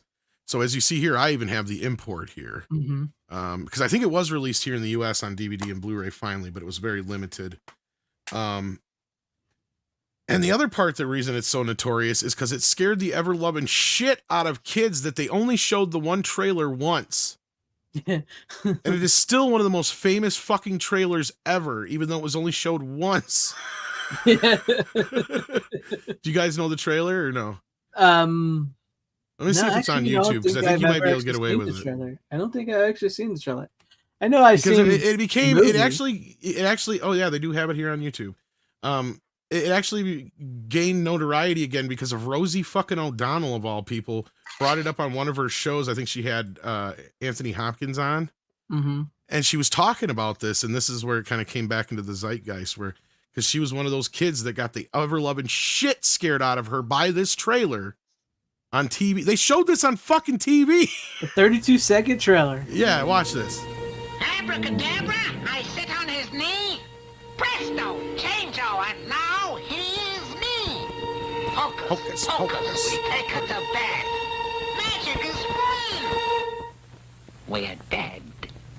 Josephine Levine presents Magic, a terrifying. That's love all it story was, and it starring scared Anthony so many Hopkins fucking and kids. Margaret and Burgess Meredith, rated R. They pulled the ad, but that was this movie's claim to fame, right? Like, I mean, why? Yeah. And in the movie, at no time does the actual puppet, spoilers, move, right? Like, because the whole point of the story is you're set there the whole time wondering, is this puppet real? Is this guy just crazy? Okay, Right. so the movie and the book are completely different animals in this respect, as far as my understanding. I've never read the book, but the book has like a Sixth Sense hook to it that you can't really do in the movie and explain it. And the only way I could explain it to you is by spoiling it, right? That's the sad part. So for those who don't know about a 50-year-old movie and a 50-plus-year-old book, in the book, you finally realize, I think about 2/3 of the way through, just before near the ending, that the entire book, the story is being told to you by the fucking dummy. And you think it's Anthony Hopkins the whole time, so that basically there's your answer. In the book, yes, the doll is real. Yeah. In the There you movie, though, they did a really good job of making you question the entire fucking film, what is really the case. There's only one scene, and one scene only, where the doll accidentally moves on its own, and it was a fucking accident. But they left it in so that it could be one of those moments where people go, wait a minute, Oh shit. I just saw that fucker move. Yeah. Talk about lucky happenstance on set. Because, for those who don't know this, Anthony Hopkins didn't do the puppetry through 99% of the film. The only time he ever did is when you see him in full-fledged and you see his arm inside the dummy itself. Any other time, he's just cleverly positioned for the camera, and they actually had one of the most world-famous ventriloquists doing the actual puppeteering. And at one point, when he got up from the couch, you can see his both arms free of the puppet, but the puppet's head moved and his eye moved with him, like it was watching him. So they left it in the movie. So to this day, people debate it because of that. But the debate can be put to rest then at the end of the day, because you can just go back to the original book and go, yes, he's a real doll. So at the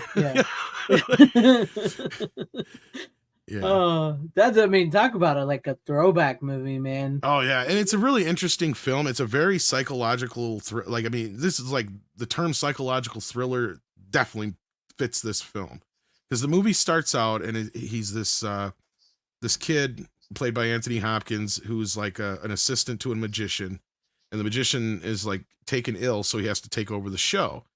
And from that moment on, he kind of becomes like one with this dummy, right? And the dummy starts controlling his life. And as he's going up the getting more and more famous, he starts freaking out, and he secludes himself. And there is a bit of a twist in the movie. They find a way to do a twist that's still works for the movie that I don't know how it's played out in the book. But Anne Margaret's in it, and she plays a character that he's known since high school, and you get to see her tit. And Noise. yeah, I guess that was a fun day on the set. There must have been a making of it on this, or I found a making. There was a making on this one, yeah, because this has a bunch of actual special features on it, to be honest with you. This has a ton. Because they talk about her nude scene. Yeah, they said that day was the day on the set that more people showed up than any other day. Yeah. And she come out in a robe, and she dropped a robe, and she goes, "All right, boys, take it all in." Nice. She made many a man happy that day. Oh, I'd say so. You got to remember where she was in her career at this point. I mean, she was a huge sex symbol still. So, But no, it's a great film overall. Well crafted. Richard Attenborough directed it. Goldsmith does an amazing score to it. It really needs an upgrade, big time. And yes, that's an interesting point too. They originally wanted a comedian in the role, but the studio nixed it. They're like, no comedians. So we don't need people fucking laughing at this movie. You know, we're going to have a hard enough time with them taking it seriously now. And so Gene Wilder, who really, really, really wanted the part, they said no. And I think he would have done a really interesting job, because that's the only time that the movie fails. And I said this like earlier this week on another show, is where the comedian would have come in handy is Anthony Hopkins is not somebody you can laugh at. Right. So when he does the little comedy bits with the dummy, they still come off fucking creepy when they're supposed to be funny and charming. Oh, yeah. That's the only problem with the movie, is because Anthony Hopkins is just that way, right? He's just so creepy that if you would have had a Gene Wilder, and Gene Wilder can play, I think he would have knocked this out the fucking park. And he plays that desperate loser really well. Because that's kind of what this character is in a way, right? Like that typical desperate loser that you see in... Who just wants to, he can't face the success that he's having and all that kind of shit. So like, yeah, no, it's a very well done, very well crafted.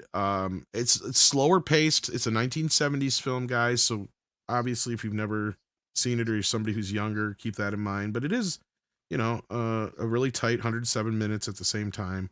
It does need an upgrade. Like I said, this is not the worst looking Blu-ray, but it does definitely need some loving care. And it would be nice if they could clear up everything and get that taken care of. I do know they finally did get most of it cleared up. So it's just for some reason been very sporadically released. Like they did a DVD years ago, and then I think it was Twilight Time or whatever, I think released the US version, if I'm not mistaken. So this is basically the Twilight Time version of it in the outside of the US version. And it is, I think it's region locked. So keep that in mind. So you'd have to have one of those region free. I still need to get me a damn region free player. I do, but that's funny that you got that, because like I wasn't planning on talking a lot about the Haunted Mask. It was just something that was making me feel very nostalgic. And then you got the Magic movie. Yeah, and they talk about that on the making of, about how it inspired Slappy, because they got accused of ripping off every fucking doll movie that came before that too. And it's like, you do realize that most people have not even seen half of those movies probably at that point. Yeah. But yeah, it's just like whatever. Yeah. All right. Well, Steven, I got 2 left. Steven's got 2 left. Tom, how many you got left? I got a lot. I can keep going one more if you want. Yeah, if you want to go do another one, because I got 2. Steven's got 2. Here's a classic that I was not too sure what to expect going into it. And this is really, it fits the season, but it's not a horror film, if that makes sense. What's funny about this movie is how progressive it was for the time. Now, I'm sure a lot of it's bullshit. It's a biopic. Right. But you've probably heard of it before. It got a really excellent release from Arrow, who always does a great job. It's only Blu-ray, but it does come from a 4K master of the negative and looks amazing. And it is called The Man of 1,000 Faces, starring James Cagney, about the life of Lon Chaney. Yes. So, yeah, I mean, it's a really excellent film. I can see why it got nominated for all the awards it did when it came out and such, and why it's a film that stuck around this long. And it is kind of one of those movies that kind of set the bar for many years as far as biopics go. I mean, it covers pretty much his entire life. Does a really good job with it. I mean, I found some things out about him I didn't even know. You know, I mean, I'm not somebody who's kept up with him a lot. I didn't know his parents were both deaf. Oh yeah. Right. You know, and that's part of what helped him, according to some. You know, he was really good at pantomime because he was one of the few actors who was about to make the crossover from silent film to talkies had he not died after he made his first talkie, which was a remake of one of his most famous silent films. But yeah, no, it covers his entire life, and Cagney does a great job, even though he's obviously unbelievable as a teenage version. Yeah. But I love when they used to do that in movies. and yeah, there's a lot of bullshit and things in this movie you can tell that were done just for movie purposes. But I mean, the progressive part is the deaf parents part and how his first wife reacts to his parents, right? And how it was trying to normalize, you know, people are, because her whole thing is she was worried about their kid winding up deaf and stuff like that. So like, yeah, it's got a lot of progressive elements to it that I'm kind of surprised for the time that they touched upon and the way they were handled. And because that's a big point in the film, even though I guess in real life she already kind of knew that and didn't have as big of a problem with it, but she signed off on the script. So, yeah, no, I mean, again, I wonder if there isn't a better movie that could be made now where you could do like a pairing of like a story of him and then his son. Oh, definitely. You know, that would be really cool to do, like a retelling of this tale. And then, because that's the only thing is this movie definitely wears its age. Right. So I have not seen it, but I remember you talking about that. But no, you're right. That I could. That is actually both their lives are ripe for you know, considering who he was, who Lon Chaney Sr. was, and the makeup kit and the makeup he did and stuff like you talked about, and like his silent films that he did, and then leading into Lon Chaney Jr., who ended up on his last film, he would just lay on the floor and cry and say that we're the only ones left. You know, so that's that could be a really interesting story. But I do need to pick this up. I still want to see it regardless. You know. yeah, it's got a lot of great extras in it, of course, as usual from Arrow. I mean, not completely a ton, but I mean, it's an older film, so what do you expect? Yeah. I actually did the reverse art, but I guess to show you, the other art is a little misleading because they don't spend as much time on his movies as this art makes you think. Oh, like yeah. Because the movie part is kind of the last third of the movie. The most of it is his early years and then him getting into vaudeville and his family life. I mean, more of it's about the man, right? Because that's kind of the whole point of the movie is that they built him up as the man of mystery, right? The man of 1,000 faces and all this kind of stuff. Yeah. And that's the kind of the cool thing is seeing him get into acting and it's really the whole thing is he wants to get his kid back. And that's the other thing is you have a positive male role model or a male figure in a movie. And not only that, you see exactly how hard it is. You know how hard it is now. It was even a lot harder back then. Yeah, to get your kids to convince a court that a father on his own could take care of a kid, right? Like you talk about sexism. It goes both ways, kids. Even though he was technically a successful film star at that time, being a film star wasn't seen as something as, you know, specifically good work. But he finally figures out the reason they won't give him his fucking kid is because he doesn't have a woman in the house. How's that for sexism? Yeah, that's because his one friend figures it out. She's like, you know, maybe when they say that he doesn't have a proper home, it has less to do with the actual house itself and what makes a home, like a father and a mother, you know. And as soon as they get together, then that's when he gets his kid back. So it's like, yeah, and you know, I don't know exactly how everything in there, how accurate it was. Like I said, I know the one mother, there were certain things they did lie about, but then she turns out to be a complete fucking flake, right? So like, I mean, it gets more into that story about his personal life. And of course it does obviously paint him in the most lightest of lights, but I mean, in considering most of this shit did happen, it's kind of hard not to. Right.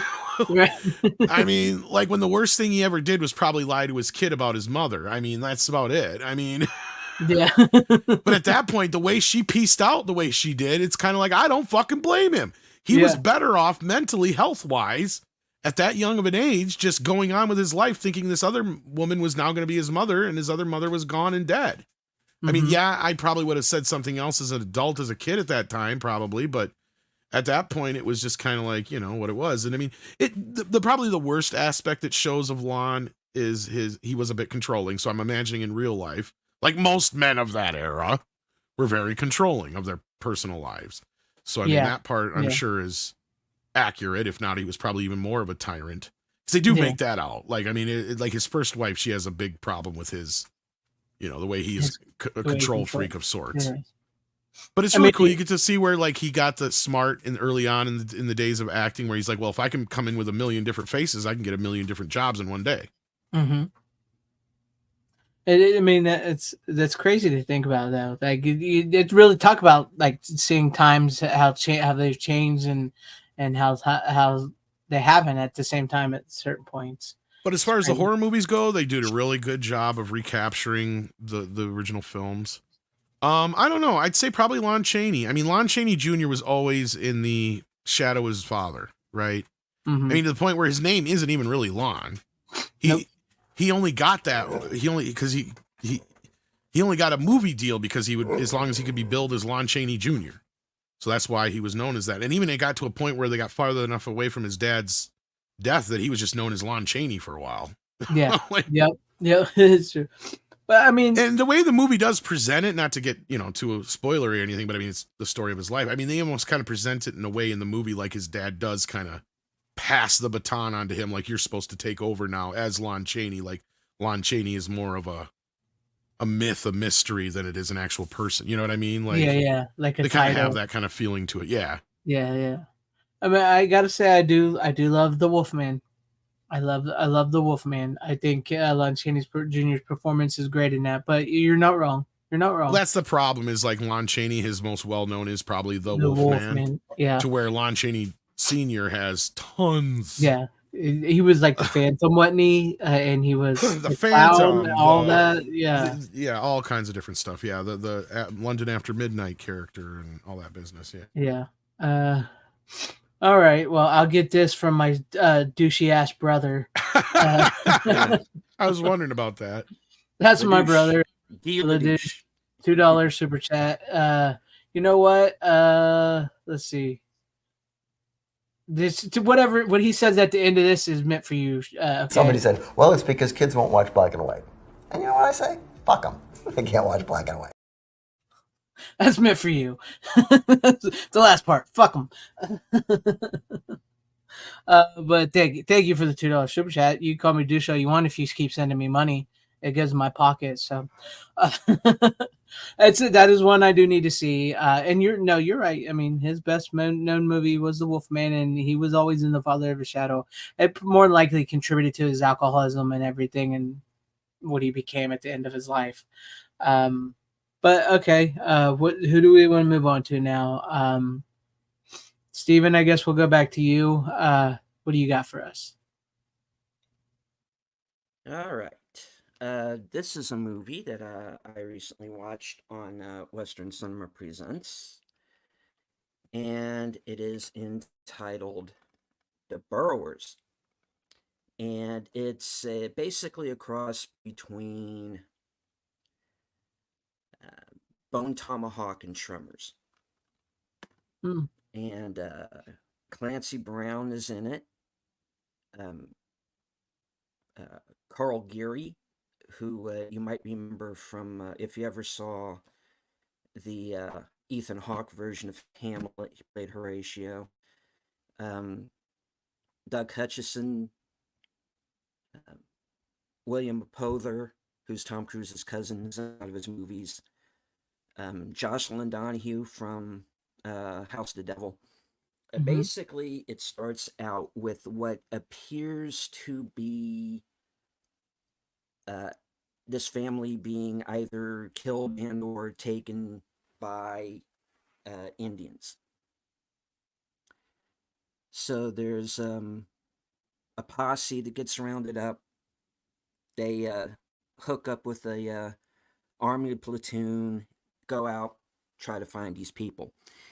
And the cavalry commander is absolutely convinced it's Indians and sets about killing and torturing whatever Indian they run into along the way.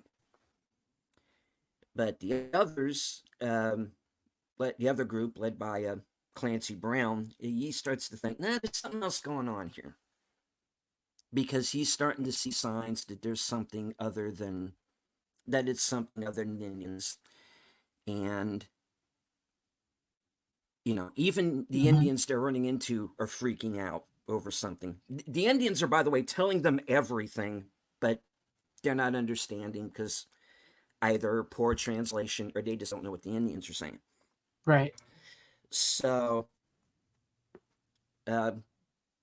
this posse kind of splits off from the army, and they go on their own odyssey, tangling with the creatures and trying to find the people who've been kidnapped. Again, another interesting movie.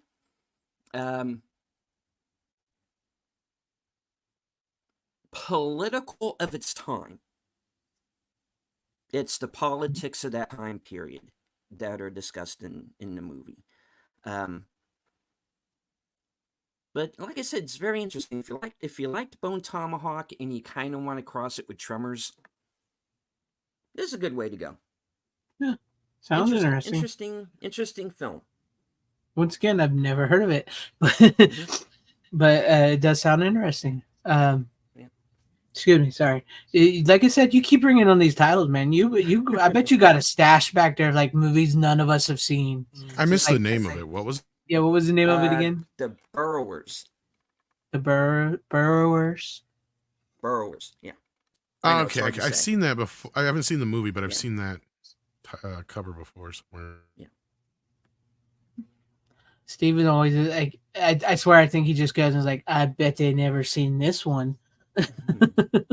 I'm just going for ones I haven't done on the show before. So no, I like that. I like that. Kind of mix it up. It gives options. It gives something new, something different for everybody. So I appreciate that. And I've never heard of that one. And I do like Tremors. So sounds like I would give that a watch maybe. All right, cool. Any other words you want to say on it? No. It's a very unsung film. It's kind of a cult film. I don't think very many people know about it. But like I said, it's got an interesting cast. And like I said, not necessarily big name stars, but people you will recognize. Clancy Brown's probably the most well-known person in it. Yeah. But interesting. Like I said, interesting. It's like a high concept movie done in an indie style with indie actors. That's how it kind of feels. It has this independent, kind of mid-budget feel to it. And it's interesting stuff. Hey, like I said, the independent films seem to be where it's at right now. That's what I say. All right. Let's see. Tom, I know you just did yours, so if you don't want to do another one, I can do one because I got 2 left. So I still got like 5 left, but yeah. I'll go do one. Or 4, I guess. I think. Yeah, 4. Okay. I got the WNUF Halloween special, which I think I did bring on a couple. You did bring out either last year or the year before. I think, before 1 year. It's sort of like I said, Halloween has become sort of a tradition, right? Movies we repeat, but yeah, this is the TerrorVision collectors. I love the slipcase of the VHS, and then of course there's the thing.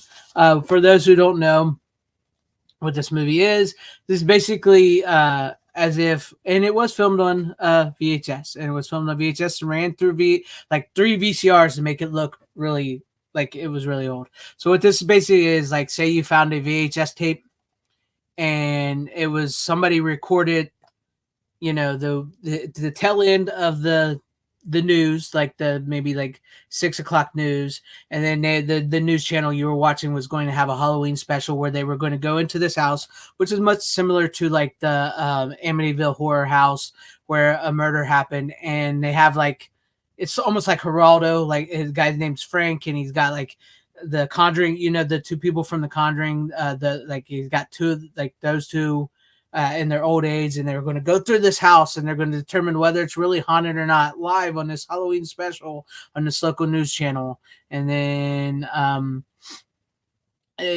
stuff starts happening.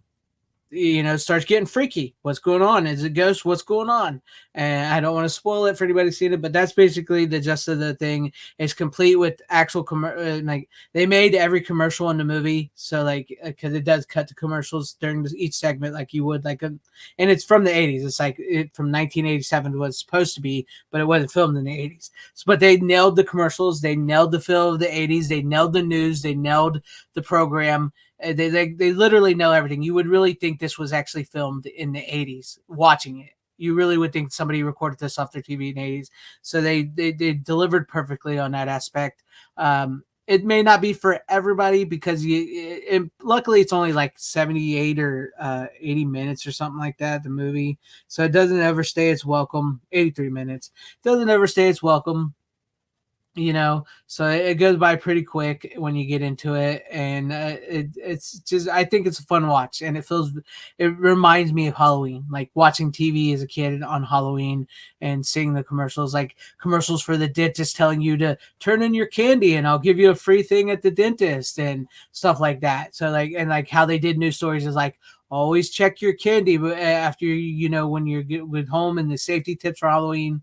So I really dug that. And I love like the little like nods to the Amityville Horror and the Ed and Lorraine people. So yeah, there you guys have it. I did like Tom said and I said, I brought it on like it was either last Halloween or the Halloween like a year or two ago. So, but yeah, so you got that. There you have it, the WNUF Halloween special, which they did make a sequel, but I didn't get it. It was TerraVision had a limited run, and I didn't get it. I missed out on that one. But hey, I'm sure they'll have a standard edition soon. Maybe that'll be for next Halloween. So, Tom, what do you got for us? What's your next one? All right, what do I got next here? I have. This one was actually a new one for this week. Yeah, I'll do this one next. This was a new one for this week, and it actually got released on Blu-ray not too long ago. Mm-hmm.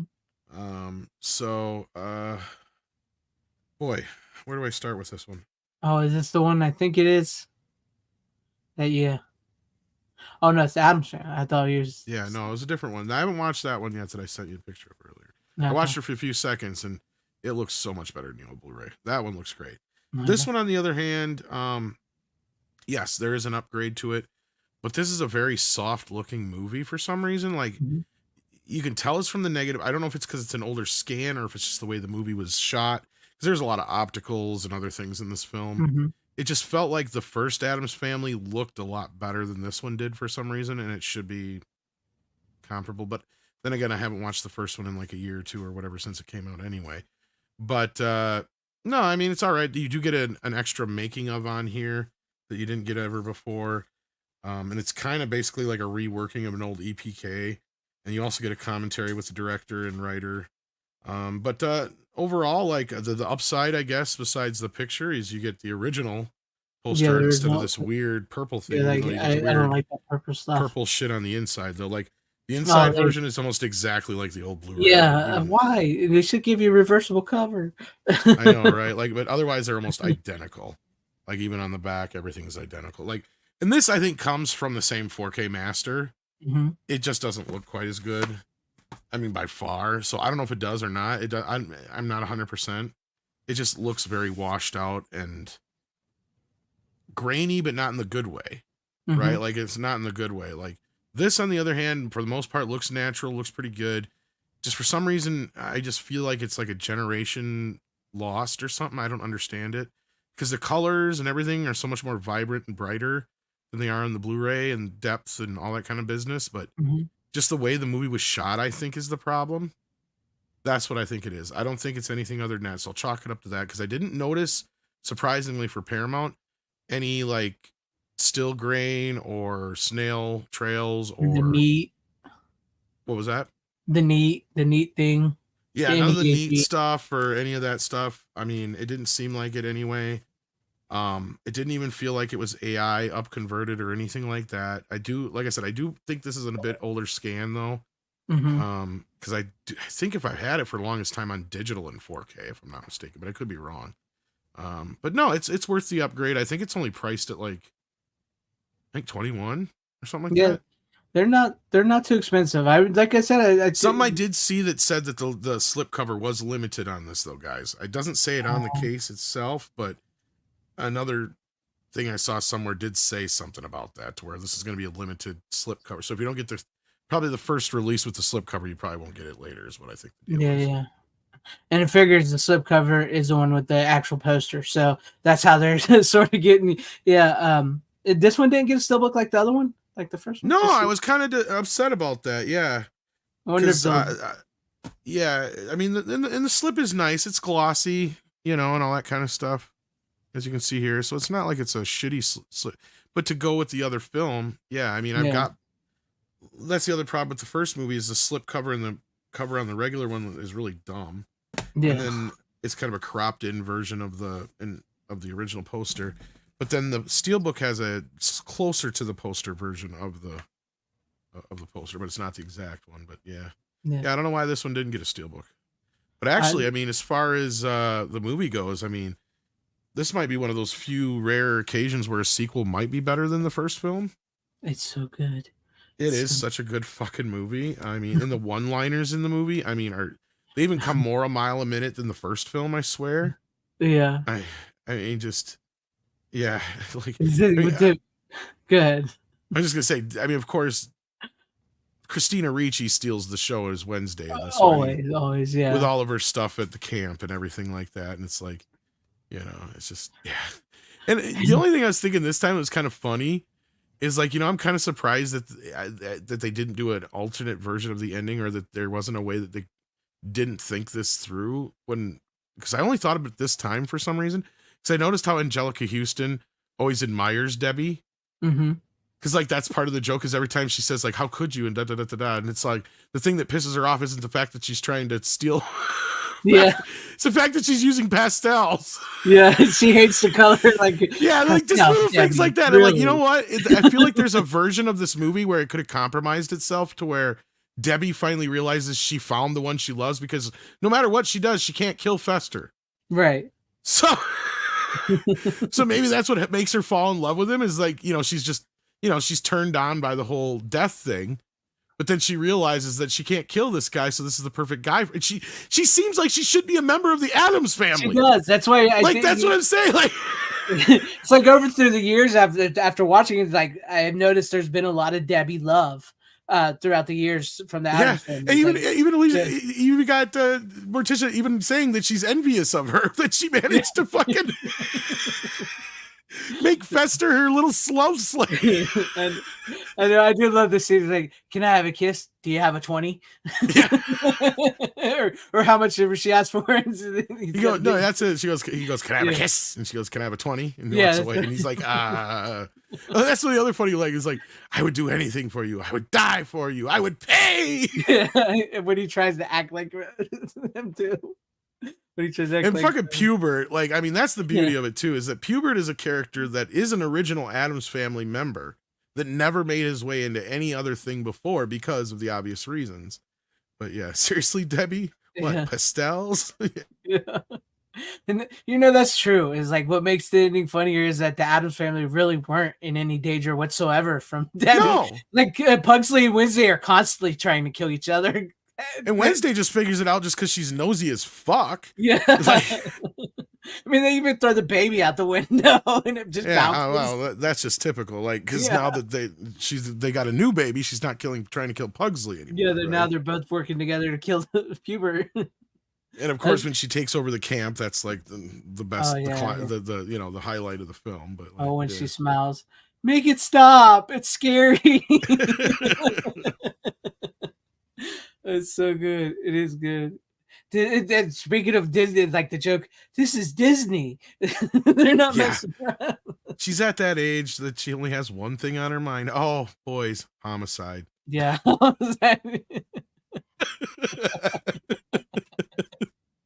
Like I said, the one-liners in this one are better than the first one. So good. And they come off so wry in this one. It's like, I forgot how many there were. Like, I've seen this movie a million times.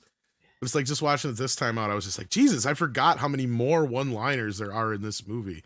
Yeah. Than the first one. Bit of the hair of the dog that bit you, huh? He has my father's eyes Gomez, take them away from him. Oh, and then when they scream and the baby's all in like the pastels and everything, and he's got the blonde hair and everything. The Cat in the Hat bit. Oh God. Do you really enjoy this? And she goes to the end. Oh dear, he lives. Oh, yeah.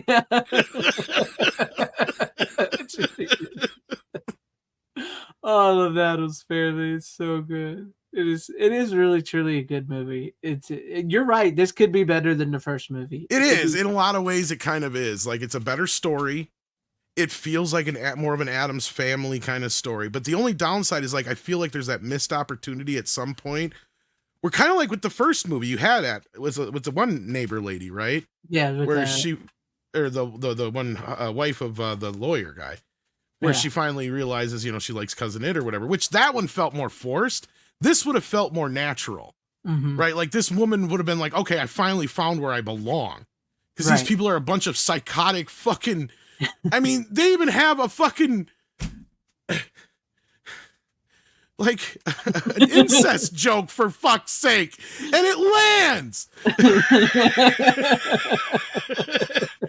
Because it's where they're sitting in bed, him and Gomez, where Fester and Gomez are sitting in bed and they're talking. And just as Gomez gets up, he feels something. And he pulls out a magazine, which is obviously a nudie magazine, but it's a really old like one. And he folds out the centerfold and they're like, oh, and he's like, oh, and they look at each other, Mom. Yeah, Mom. It's like, oh my God. It's so bad. It's so bad. But it's so funny. Well, because that's the whole joke, right? Is we're not supposed to like these people. They are fucking insane. Yeah, they're like the worst people, but they're just so damn funny.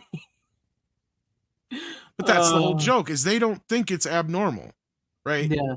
Like they don't think it's abnormal. They to them, they don't give a fuck. They're just gonna do what they do, and they're rich enough like they can get away with just about anything, I guess. Do you think she burned that girl at the stake? Possibly, quite possibly. And yes, I do like this joke as well. No, our parents had sex. It's sex, yeah. Which is something that is unheard of when you say that, like in a movie. Oh yeah, the serial killer trading cards. Yes, those are great. Oh, it is a fun movie. It's all of it is fun. Well, they work so well together. I mean, of course, it helps that they were made, I think, 2 years apart or barely. I think you got same director and same people working on it, so it all helps. Yeah, that's what I was gonna say. I think like by the time you get to the second movie and they've kept everybody from the first movie involved in the second movie, they know these characters now. They're all clicking. It's just sad that Raul didn't live long enough for us to get Addams Family Reunion proper. Yeah. The version we got was so fucking compromised and horrible. I mean, Tim Curry did his best, but I mean, Daryl Hannah, what the fuck is she doing playing fucking Morticia is beyond me, but and then they didn't even stay for the TV show because it turned it into a TV show afterwards.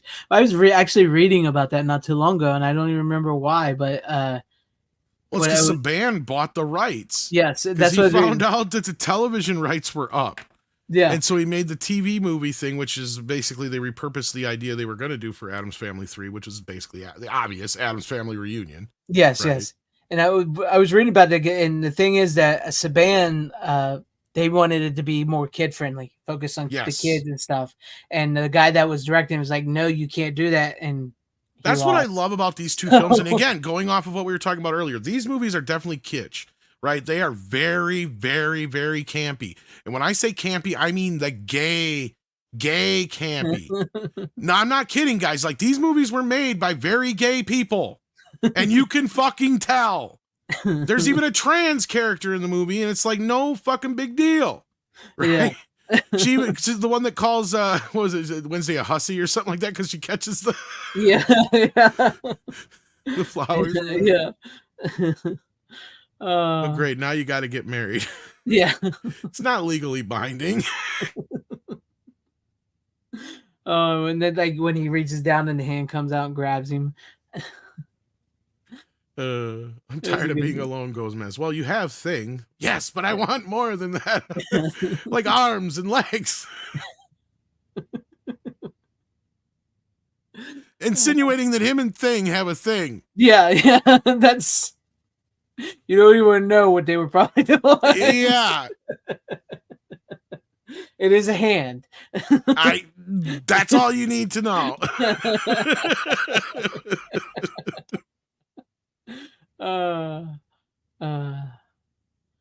Yeah, she was in Blade Runner, but she's not Morticia. She's Oh, not. you can, she's not as an Morticia. adult, Tim, you can tell, but like if you're watching them at the time, it just, the Addams Family works because they're kooky, they're queer, they're in the old sense of the word, not the modern sense. Yeah. But under the surface, that they're made by, written by, directed by, Yeah. There's a very, very, very large kind of influence in there, but it's not like on the nose, right? Like it's not like they're trying to make Wednesday lesbian or anything like that. It's not like they're trying to make Fester gay or anything like that. It's just, it's there and it fits in that campy kind of world they live in. Yeah. It just kind of like the classic stuff that, that John Waters would make or some of the other, stuff like that. I mean, You it could fits see in that. John Waters hanging out with the Addams Family. Exactly. I'm surprised. Well, that's what I was saying. Like, if you get to an Addams Family reunion, you got to have he playing himself. Exactly. Right? John Waters, Uncle John. You have this thing where they keep talking about Uncle John. Is Uncle John going to be there? And then it's John Waters show, and he's literally a member of the Addams Family. Right? I mean, just a cousin. That would work. You know what I mean? It fits with the mustache and the suits he wears. Exactly. It works perfectly for the Addams Family. He's just as depraved as they are. Exactly. Like, that would have been a hilarious fucking joke if at the end Uncle John finally makes it and it's actually John Waters playing himself. It works. Yeah. This is a good movie. See, we missed out on this, but Raul Julia, I mean, there's not very often where you can say a character can own a character like that was played by John Ashton for so fucking long. Yeah. In so many different ways. I mean, he did the voice, I think, in an animated version at one point. He did, the TV movie follow-ups. He played the role for 2 seasons on the show. Mm-hmm. I mean, he played the role in I don't know how many different cameo appearances and other appearances later on. I mean, he was synonymous with Gomez Addams. Mm-hmm. He was Gomez Addams until now, right? And now it's really difficult to see anybody. I mean, those two are so closely related. Like, it's like, yeah, I can accept it, but Raul Julia kind of owned the role. Yeah, I mean, they're both great too, and Raul Julia just steals it. That's why, even I said, I know they did more comic accurate, you want to call it, for the Wednesday show. Oh yeah, I haven't still watched that yet. I haven't watched it either, but I just can't see Gomez like that now. That's the bad thing, is you've seen John Ashton and then you see his next evolution into Raul Julia's Gomez. That's Gomez now. Raul Julia works because you can believe Morticia would fall in love with that guy. Yeah. And he's obsessed with her, right? That's the whole point, is he's an obsessive, and she likes that. That's the whole thing. You got to think of it from an angle of, the psychotic angle of it. He's obsessed with her to the point where he's overly obsessed with her. Yeah. He would kill for her, and he has. Several times. Sometimes just for fun. That's what I did forget about when I rewatched that not too long ago, is how they nonchalant admit to murdering people right out in front of everybody. Just nonchalant. Yeah. They literally admit to killing people. Well, it's still one of my favorite lines from the first movie when she's like, "Oh, you're so adorable, I could just eat you." And she's like, No, much too young. Yeah, much too young. Oh, man. I love the original series. I love the movies. I love the monsters. The monsters are a bit different. They're just oblivious, right? Yeah, they're oblivious. Yeah, they're just oblivious. The Addams Family know, kind of, in a way. They're kind of aware, but they just don't give a fuck. Yeah, they don't care. It's sad because they translated the Addams Family to 2 really awesome movies that nobody can fucking crack the monsters. Nobody. I know. And it's not that difficult. Why. Exactly. They actually, the closest they got, and I don't know if you've ever seen this, they had a TV movie that Fox did in the wake of Addams Family, and it was clearly inspired by Addams Family in that sense. They were going that angle, and it had the guy from Lost Boys, which you just brought up earlier. Yep, I've seen playing Herman Munster. Yep. Okay, so you know the one I'm talking about. Yeah, that was probably the best updated version of the Munsters we ever got, and that is kind of lost to it's not lost media, but it's very hard to find. You can, I think, get it on an import DVD. Yeah. But it was on Fox once, and I think that was it. Yeah, there's like I remember I actually watched it. It debuted Halloween night. Yeah. I remember staying up and watching that. I watched it on Fox when it premiered, and I remember really loving it. You're not wrong, and it is extremely hard to find. Yeah, it's crazy. but they did a really good job of casting it. They did a really good job of sticking to what made the Munsters work, but modernizing it at the same time, the same way Addams Family did. Sure, it was a bit more cheesier and kiddie, but that's kind of what the Munsters were, right? I mean, they're basically living cartoons in a way. Like Pretty the whole much. joke, yeah. I mean, basically, he's the Frankenstein monster, and she's the daughter of Dracula. Dracula's their the grandfather, and the Wolf Boy is, Eddie, and so on, and Yeah. I mean, it was. Was it called Munsters Today? That was the TV show with what's his face from MASH. I think is when you're thinking of Peter Venkman, which wasn't horrible, but it wasn't great. But no, this was a different one. This had a different actor in it. This was all its own thing. It's just sad that they never really do anything with it. It should have spawned its own TV series, but they went another direction. Yeah. I was trying to find, because there used to be like a old commercial that was floating around YouTube for a while. I was trying to find it, but I can't find it. It's like an old Halloween from Fox. I was going to bring it up. I actually have it somewhere myself because I used it in one of my videos. Here Come the Munsters is what it was called, I believe. Is that Edward Herrmann? Yep, Edward Herrmann played. Yep, yeah, it has been had a outside of the U.S. release, but it doesn't seemingly look like it's had one inside the U.S. They did a pretty good job with this one, I thought. The only thing they could have done better is they just could have had what's-his-face played Grandpa. They didn't even need to really recast him. Because what's-his-face, Al... oh, God, I forgot his last name. Help me out, Steven. Al... Was it Lewis? I want to say Lewis. Al Lewis, yeah. He still looked the fucking same, so... Yeah. Yeah, here we go. I'm pretty sure we can... oh, you brought up this one. Yeah, just so people see it. Yeah, and it's Ben Stiller's wife was. And it's I was gonna say what's her face plays. Lily or not Lily. The normal one or the abnormal. Yeah, what the hell was the name of the? What was her name? The niece. Yeah. She was the weird one of the family. But they did a really good job of recasting everybody here. I thought they did really well, and I mean Edward Herrmann is. Yeah, he's great. Was great. It was perfect. So. Yeah, I was gonna. Because I remember this right here. This is the little teaser I remember seeing. Oh, cool. So you actually got a teaser. Gather your family together for a special Halloween treat as Fox presents the world premiere of Here Come the Munsters. It's us! TV's monstrously funny family returns. Oops, you scared me to life. In an all-new movie adventure for the 90s. Don't stop chasing the cars! It's gonna be a party that'll raise the dead. Oh, that's pretty. During the movie, Fox will be trick-or-treating live. That's right, we may show up at your front door. Now that's a scary thought. And now, Here Come the Munsters on the Fox Tuesday night movie. Man, I remember That's actually a pretty good recording of it there. Right? I just found that. I've used that in one of my Halloween videos I made a few years back. I think it even had. I think that's one of the last times you had any cameos by the original cast too in it, if I remember right. Yeah, there's a scene in there at the restaurant where they have Al Lewis, what's her face, who played Lily, and Eddie, all sitting at the table. Yeah, DB Sweeney was in a show at that time. I'm trying to remember what it was now. Yeah, I think it was like an X-Files spin-off show. Was it Harsh Realm or Strangelock? Might have been Harsh Realm. I think it might have been Harsh Realm. Okay. Because Harsh Realm was a Chris Carter series, and it had a lot of X-Files people cameo on it. Strangelock references the X-Files in its last episode, so it was probably one or the other.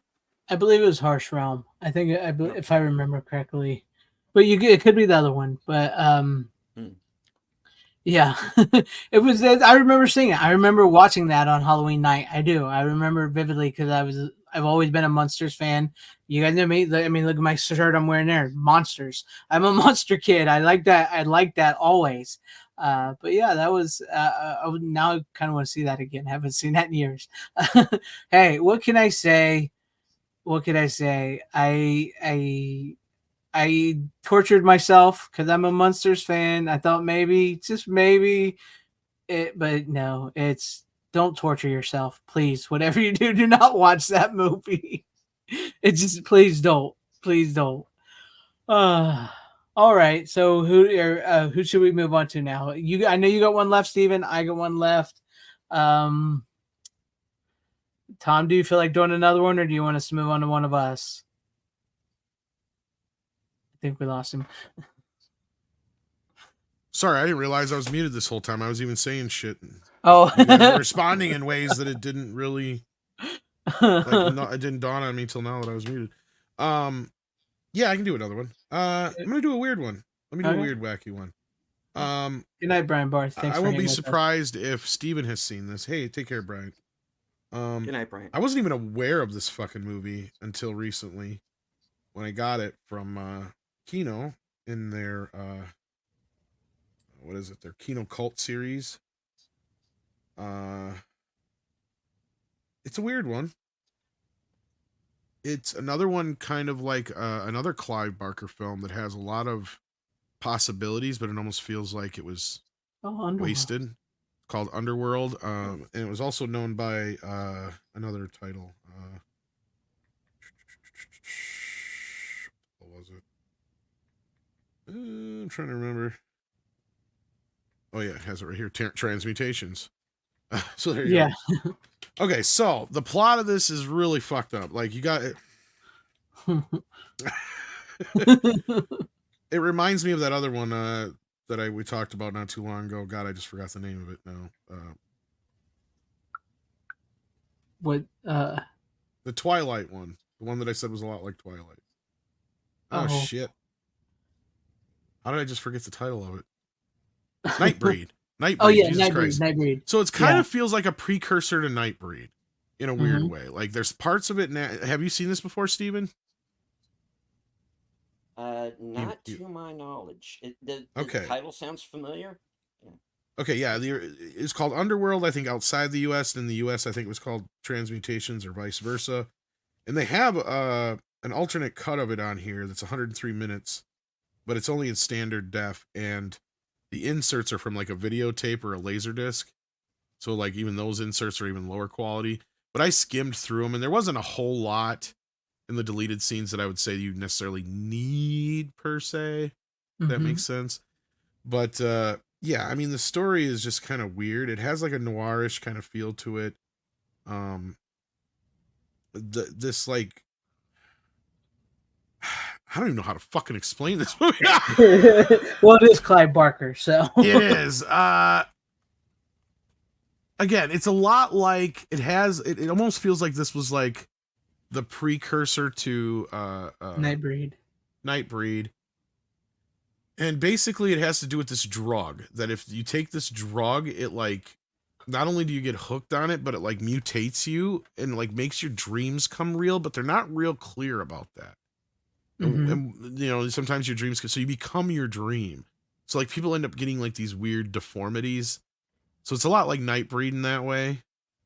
And like you get really hooked on this drug. And then they have like she's like the highest paid prostitute in town.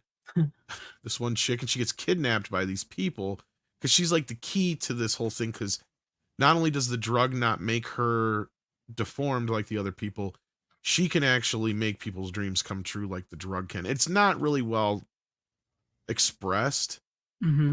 But again, it's a lot like Nightbreed. It would make a good kind of combo movie with that, but I can't necessarily recommend it as much as I can Nightbreed. It is really kind of wacky and weird and hard to follow, but it does have kind of this noirish kind of thing with it, because I think the one main character, he's like a detective kind of guy, and he's trying to find this girl. And Denholm Elliott's in it, and he just kind of chews the scenery as this weird scientist guy who's the one who's making the drugs and the mutations and shit. Yeah, so I mean, if you can get it on sale, It's all right. It's not great. You can tell it's very low budget.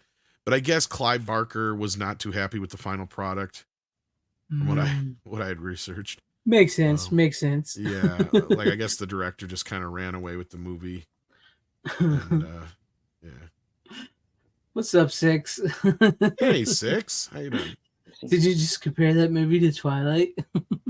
Not this one. Nightbreed, though. And if you've seen Nightbreed, you'd know what I mean. You can clearly tell there was, even if it was, what do you call it? God damn it. Precursor, no, but subconsciously, that's the word I was looking for. Even if the lady that made Twilight was subconsciously inspired by it, there was a clear inspiration from Nightbreed, because like it's kind of the whole point is they're not vampires, but they're kind of like creatures like vampires in a way. Yeah. Where like, yeah. And then you have like the between two worlds, the girl's stuck, like, yeah. Yeah, we know what you're going for. Yeah. No, it was weird. It was interesting. I don't know if I can necessarily recommend Underworld, but not to be confused with the other Underworld movie. Yeah. It does have a pretty neat cast as far as like Denholm Elliott, Stephen Burkoff's in it. So yeah, I mean, in that respect, it's got some people in it you don't normally get to see a lot of, playing like very juicy roles. Nice. Okay. I haven't seen this one. I thought about picking this one up because the Kino had released that and Rawhead Rex, and I've never seen it. So yeah, like I said, wait for it to go on sale, if anything. Okay. All right. It's good to know. Steven, what do you got for us? Since I assume this will be your last pick. Yes. All right. The piece de resistance, and it is Halloween. What the hell? The Texas Chainsaw Massacre. 4K Steelbook. Nice. And he's behind you.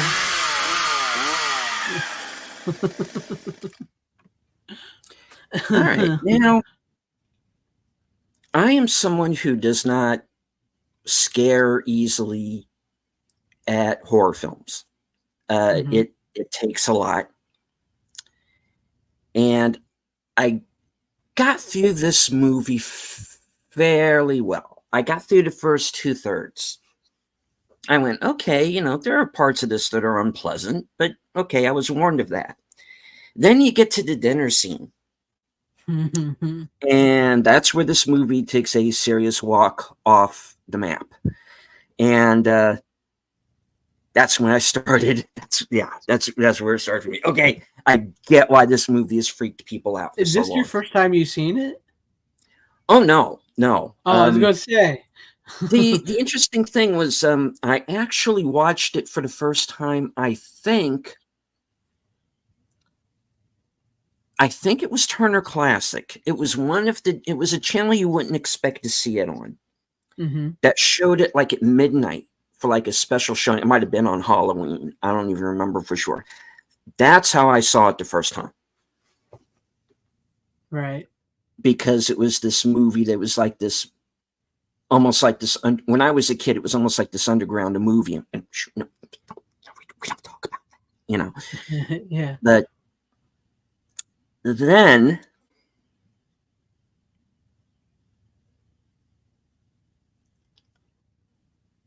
I saw it and I understood why it is the classic horror movie that it is, and that it has been for all of these years, and how it deserves to be the king. The Saw is still king. And Saw's family. And there have been decent sequels. I have a soft spot for 2. The one with Jessica Biel's fine.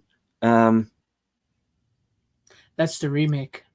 3 I've never seen uncut, so I can't really judge it. The best you'll see that one is the Warner Archive Blu-ray.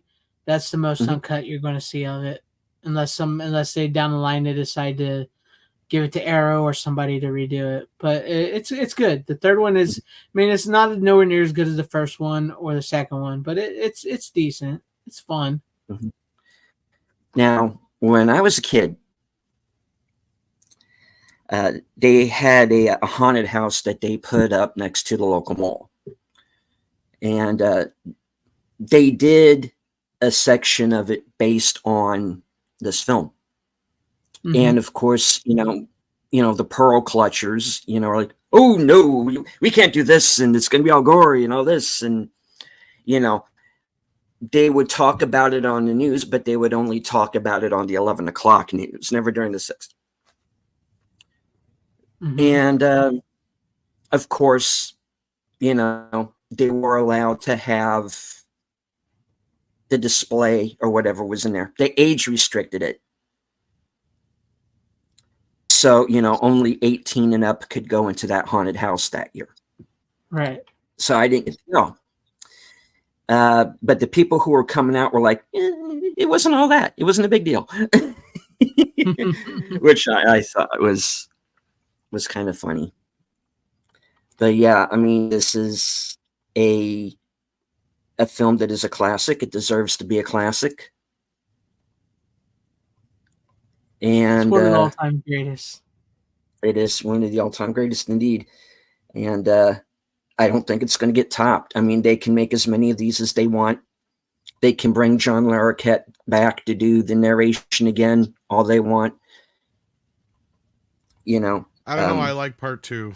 I do. I love. Yeah, part 2. no, I do like 2. But they are two different animals. I will agree with that. Like, this yes. This is one of those films that it's more of a litmus test. The second film is just fun. Yeah. Yeah. Yeah, the second film, I don't want to go so far as to say dark comedy, but there's a lot more to laugh at in part 2 than there certainly is in this. This is dead serious from beginning to end. And it is, like I said, especially when they get to that dinner scene, it does become that nightmare. But, I watched that and I get past it off of 2 stories that I heard.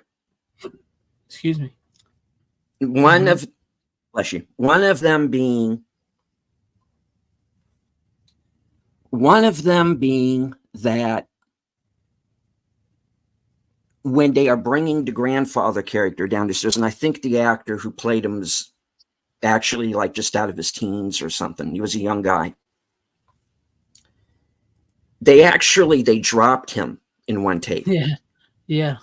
Wheelchair and all. And I think after that, based on the story I heard, was after that, he said, no, we're not doing another take. Use what we got, because I'm not doing that again. Well, who could blame him? And the other story that always sticks in my mind is the one that Edwin Neal talks about. And he's the guy who plays the hitchhiker. And he had told this story. This is about I'm not spoiling anything here, his death scene, and he's, face down into the asphalt. And he said, because he was in Vietnam, right? So I led, 32 men through triple canopy jungle, not knowing where Charlie's going to come from next.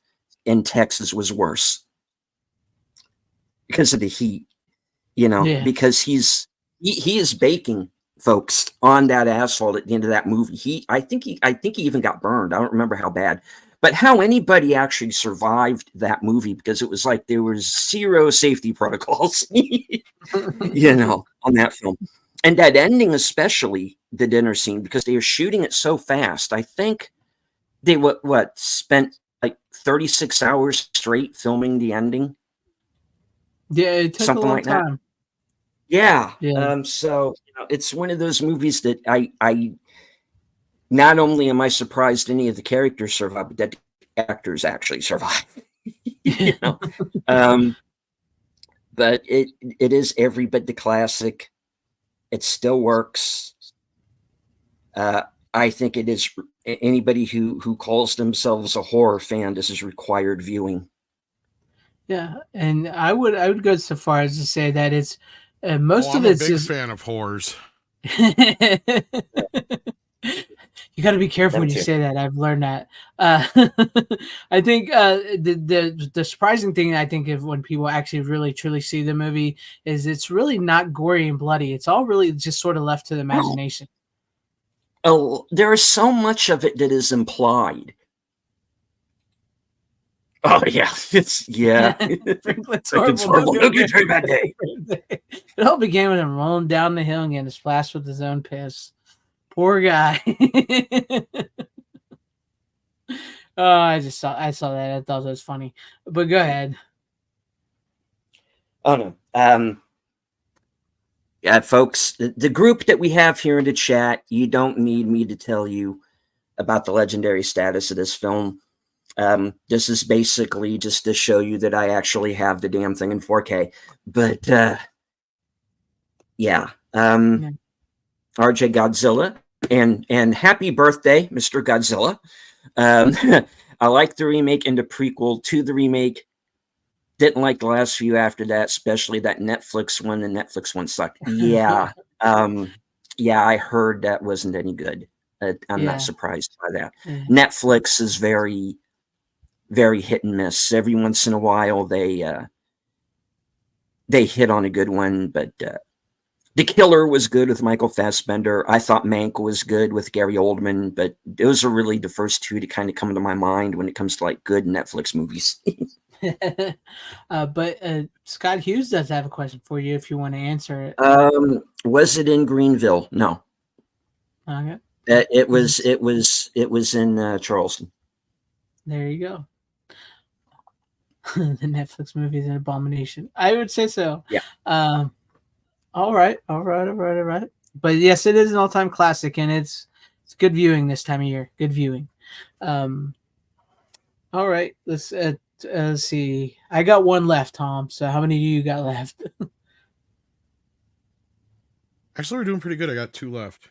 Okay, so I'll go ahead and do mine, and then you want to do your last 2 together. I mean, not together, but you know what I mean. Or do you want me to do one now and then do one more? It's up to you. Yeah, go ahead, do yours, and then I'll do. All right, let me do one, and then I'll do one. Want to do first? You know what? I'll do this one first, since the last one I think is one we'll talk about more. I did pick up this. I'm sure you might recognize what it is. Yes, part 2, which came in this fancy ass box. For those who may wonder, it's the only way you can get it in the U.S. Now you can get this separately outside of the U.S., but by the time you factor in what it costs to have it imported and all that business, yeah, I only really want part 2. Priced. Yeah, but this also had breakdown in it. That's what I was gonna say. I only want breakdown is in here. So World War Z, Orphan First Kill. What is stupid about this is if you're gonna put an orphan movie in here, why not just the first one or something worth its shit? Yeah, not the sequel, the streaming sequel. Yeah, on top of that, yeah. Because that's almost like what I thought they were gonna do with that last one when I thought they were gonna premiere the Pet Sematary prequel with it. Right. But the other reason to get it is, of course, the Fangoria, the highlight being Friday the 13th Part 2. You also get a poster that I'll never do anything with. There we go. That's like, Jason's at least the focal point, but there's all this other stuff down at the bottom. That's a weird poster for Friday the 13th. Like, way too colorful. It's not just Friday the 13th, though. It's all the stuff. Oh, the other one. I was gonna say, it's just way too colorful. And then you get a couple of patches. One's a Crystal Lake one, one's an orphan one, one's a zombie one, and one's for... can't see what the breakdown one is. Oh, it's a license plate that says breakdown. Oh. So there's little patches. And then you get a button... Can you tell I'm enthused by all this stuff? So exciting. And you get a puffy sticker, I think this is. For what, I don't know. This is just the back for that. Yeah. And then, of course, you get the other movies inside the box. That's it. And they all have this fancy slip cover they get with them. Which is kind of weird because I have the old slip cover of Friday the 13th. And this version almost seems like it kind of looks more like that steelbook they put out in the style of it. Like, you know, you're all doomed. Now, I guess the big question is, how does it look?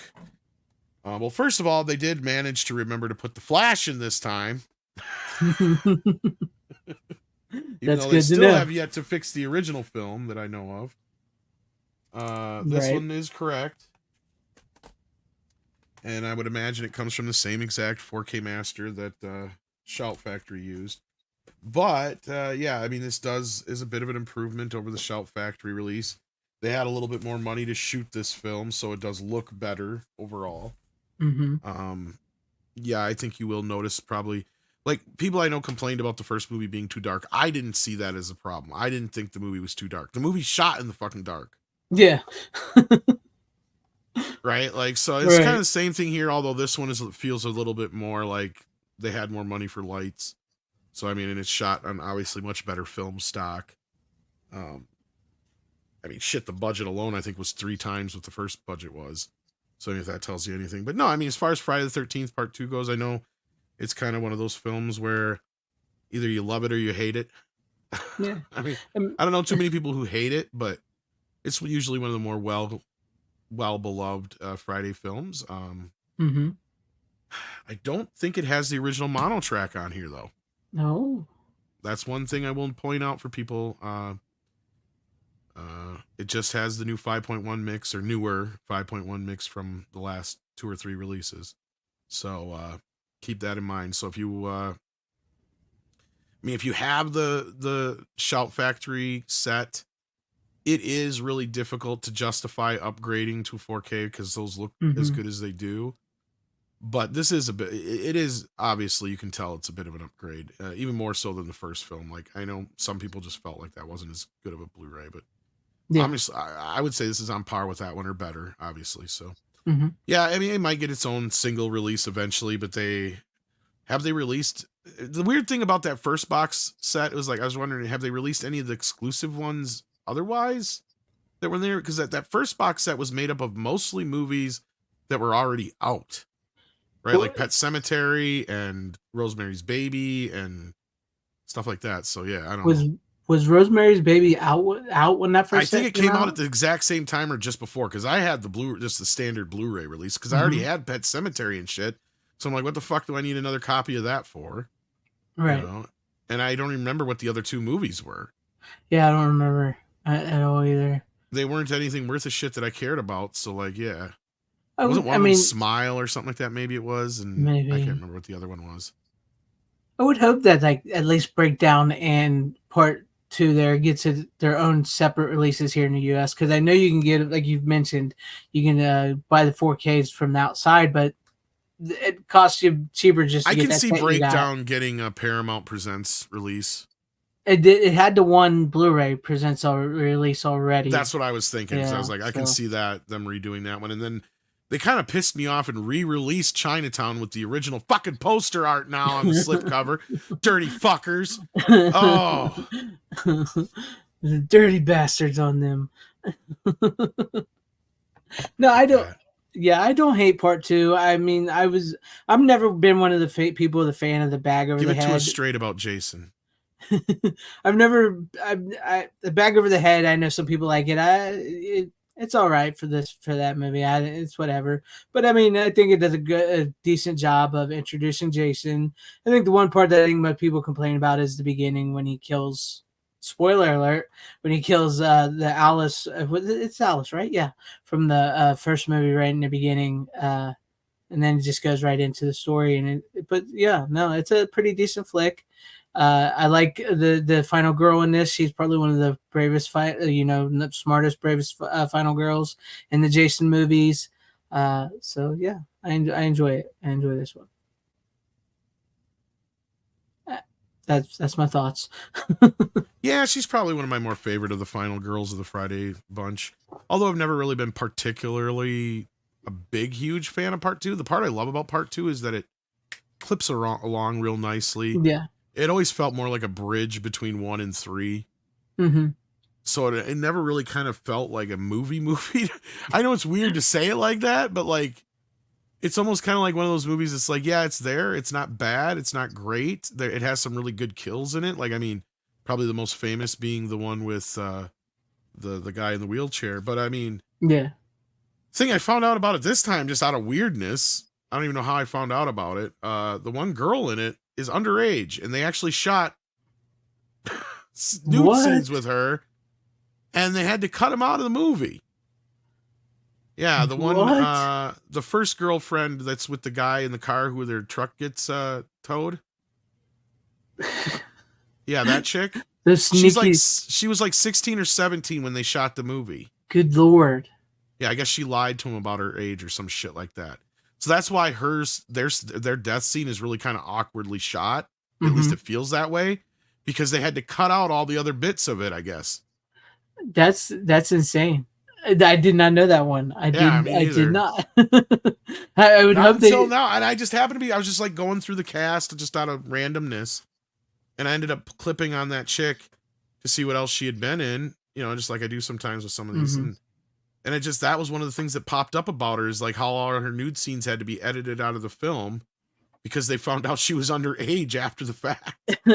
That's, and it's funny because usually it's the other way around with like the creepy Hollywood people. It's like, no, honey, we'll wait till you're 18 and then we'll release it. And now she lied about her age. So, and they didn't know that, so they had to get rid of it. That's crazy. That's why that shot with her, like when because they have basically the same kind of kill as, they have the famous kill where it's the double spear. Mm-hmm. And you were supposed to see a lot more than what you see because of her being topless. They had to cut around it all. Yeah. Not so much because of the violence this time. Because there's like, you have like the reaction. I noticed it now when I watched it this time. I'm like, Jesus, you can totally tell. Because you can see she starts to take off her clothes and then it cuts to him and it stays on him. And you just get to see his reactions to everything. And the next thing you know, it cuts to another bit. And then it cuts to them in bed. And it's just from like the one shot of him from over top of her or whatever. And then you see Jason come in and you just see her reaction to Jason coming in. But it's always on that tight cropped shot of her face. Right. And it was just, I mean, I never really noticed it before. But this time after I knew that going into it, like I was like, oh shit. So like when I watched the scene, I'm like, oh yeah, you could totally tell. That was cut around, like, yeah. Knowing that going into the scene now. Yeah. Now every time I watch it, I'll think of that. It's like, oh, so it's cut up. It's really chopped up. Sucks too, because she probably had the biggest tits in the movie. I'm sure that you could say that. Oh, they were being good and cut out, but somebody's got that. Somebody's got that clip somewhere and kept it for themselves. They probably were. Well, I don't know. That might be one of the few occasions where they may have destroyed the footage, or somebody's got it. Like you said, I would say somebody made a copy of it at least. Well, the only reason I'm not so sure about what exists still is because if Paramount had access to anything that they had in the past, if anything, they'd release the uncut versions of these movies, right? Because that was one of the things that John Carl Buechler got really devastated about before he died, was when he found out he couldn't do his original version of Nightmares or Friday 7 because they had destroyed all of his fucking footage. Because he's like, well, you guys still have the stuff that was cut out, right? They're like, no, we cut it out of the negative and it's gone. No, that sucks. And he's like, really? And they're like, yeah, we can't do it. Because he was going to do an unrated cut. Because for those who don't know, that is the biggest selling Friday the 13th movie of all time. Yeah. Like of all the ones that sell, part 7 sells the best for some fucking reason. Weird. And they were gonna give him the opportunity. That's why that one, when it first came out on disc, that one has more special features than some of the other films post like 4 because of that. Yeah. And yeah, he was devastated because he was gonna do an unrated cut for the original DVD, and they didn't have the footage. They didn't even have it in a shitty version enough to put it on DVD. Yeah. I think I've only ever seen that one where he crushes the guy's head. Yeah, there's some that exists in that VHS fucking early cut. Yeah. But it is so hard to fucking make out. Like, it is not usable in any way, shape, or form. Yeah. And there's definitely no way they could clean it up. But for instance, like the most famous scene in the film, the slumber bag scene. he doesn't hit her only once. He hits her like fucking 12 fucking times. Yeah. Like it just keeps going and going and going. That's pretty much every bit in that movie because you got John Carl Buechler, who's a fucking and I guess he is a distant cousin of Gary of Nerdrotic because I asked him about him, like because he said, you know, you're one of the few people who's ever said my name correctly. And I said, well, that's because I know that name. And he's like, oh, he's like a cousin of mine. I'm like, yeah, I know who he is. And like, I don't know him personally, but yeah. That's cool. That's cool. But yeah, that's I do remember. Well, he's a makeup guy. That's what I was trying to say. Sorry. So like he was all into doing all the special effects and stuff. So like he did like Ghoulies and everything, didn't he? Yeah, he bought the rights to Ghoulies to do Ghoulies 3. And, yeah, he tried. He kept trying. Sadly, he passed away a couple years back here. Yep. I think it was. Yep. All right. Well, I mean, at least it looks good on 4K. And like I said, otherwise, I think roughly just to import it and then whatever the extra cost would be for the shipping. Yeah. But if you watch Diabolic or Orbit, they might pop up on there eventually. I don't if they haven't already. I think Orbit might have it. So, but no, I like you said, I don't hate part 2. I can't say it's like the greatest of the movies. I don't hate it, but it is a great. Hayes. And Friday the 13th Part 2 is how Tom became a dad. He was watching it and it just happened. No, but I think like you said, if anything, probably was 50 Shades of Grey out yet then? I'm trying to remember. No, it wasn't that one. There's Cruel Intentions, I think, probably led to my more so, if anything, if there was a movie. No, actually, I probably know what led to my son's. Remember when the 2 chicks kissed in that movie? Yeah, no, my son was planned, just not by me. I tell him that all the time. Can't say you were an accident. Dad. Thanks, Dad. Yeah, he loves it when I bring that up. Okay. Well, I guess we'll move on to my final pick, and then we'll get back to you for your final pick and close it down. But since we have, I had brought you up. I don't know why, boomered. But since we have one more day till Halloween, I didn't get to this last year, and I got to it this year. So I watched Halloween 3, Season of the Witch, and no, I don't hate it. And yes, it is a good movie, even though I have a Halloween 2 t-shirt on. So, but yeah, I do like it. It's a shit factory there. It's a decent scan. Tom Atkins is great in it. Weird freaking story. It's just good. It's just, I don't care what people say. And maybe it got saddled with the Halloween thing, and that's what ruined it and everything, like so many people say. If they would have just called it Season of the Witch, it might have been successful. Who knows? But it's a good movie. Yes, I love part 3 too. There's nothing wrong with part 3, and it's okay to admit it, everybody. It's okay to admit that you like part 3. Don't be one of them people that just like, oh no, I hate it. I like Michael Myers only. You know, it's okay to like Michael Myers and all the Halloween movies with him, but I like part 3, and it's a fun movie. Tom Atkins. This time around, I was watching it because it's been a while since I've seen it, but I was just realizing that just about everybody in the movie aren't very good people. None of them are really good people, except maybe Tom Atkins' wife in the movie. She's probably the best character in the movie, the one that's probably the most stalwart of everybody in the movie. So, but it's basically a man gets killed in the beginning. Tom Atkins, is freaking out about it a little bit. He don't understand because the guy crushes his skull, and then he goes into the car, sets himself on fire, and then the daughter of the guy shows up, and they go on this investigation into this small town where the factory that makes these silver shamrock masks are, to meet Cochran, and crazy shit happens from there. And Tom Atkins, downs him a 6-pack of Miller, sleeps with the hot chick, and she may or may not have been a robot the whole time, which I tend to think that she was replaced after they kidnapped her. That's my theory on it. I mean, do you have a theory on it, Tom, about whether or not you thought she was a robot the whole time or not? I tend to think she was replaced when they kidnapped her. I think that's kind of what's implied, but I'm not 100%. I've always wondered myself. I don't know, to be honest with you.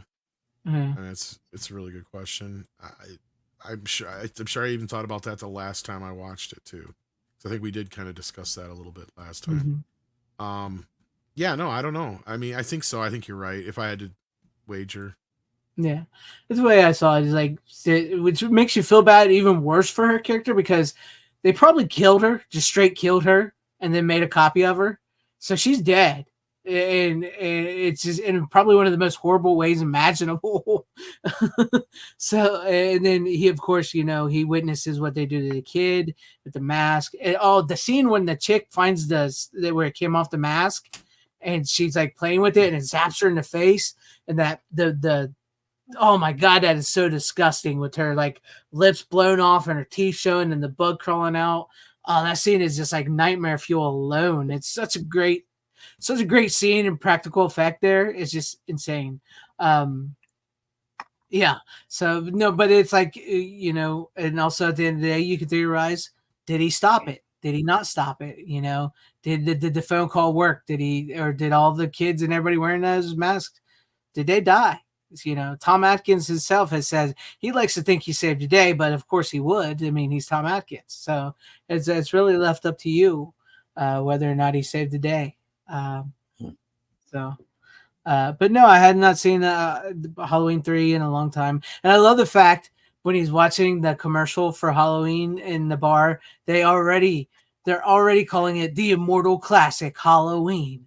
This Halloween, you know, so like they're already calling it the immortal classic. That's pretty cool. I like that.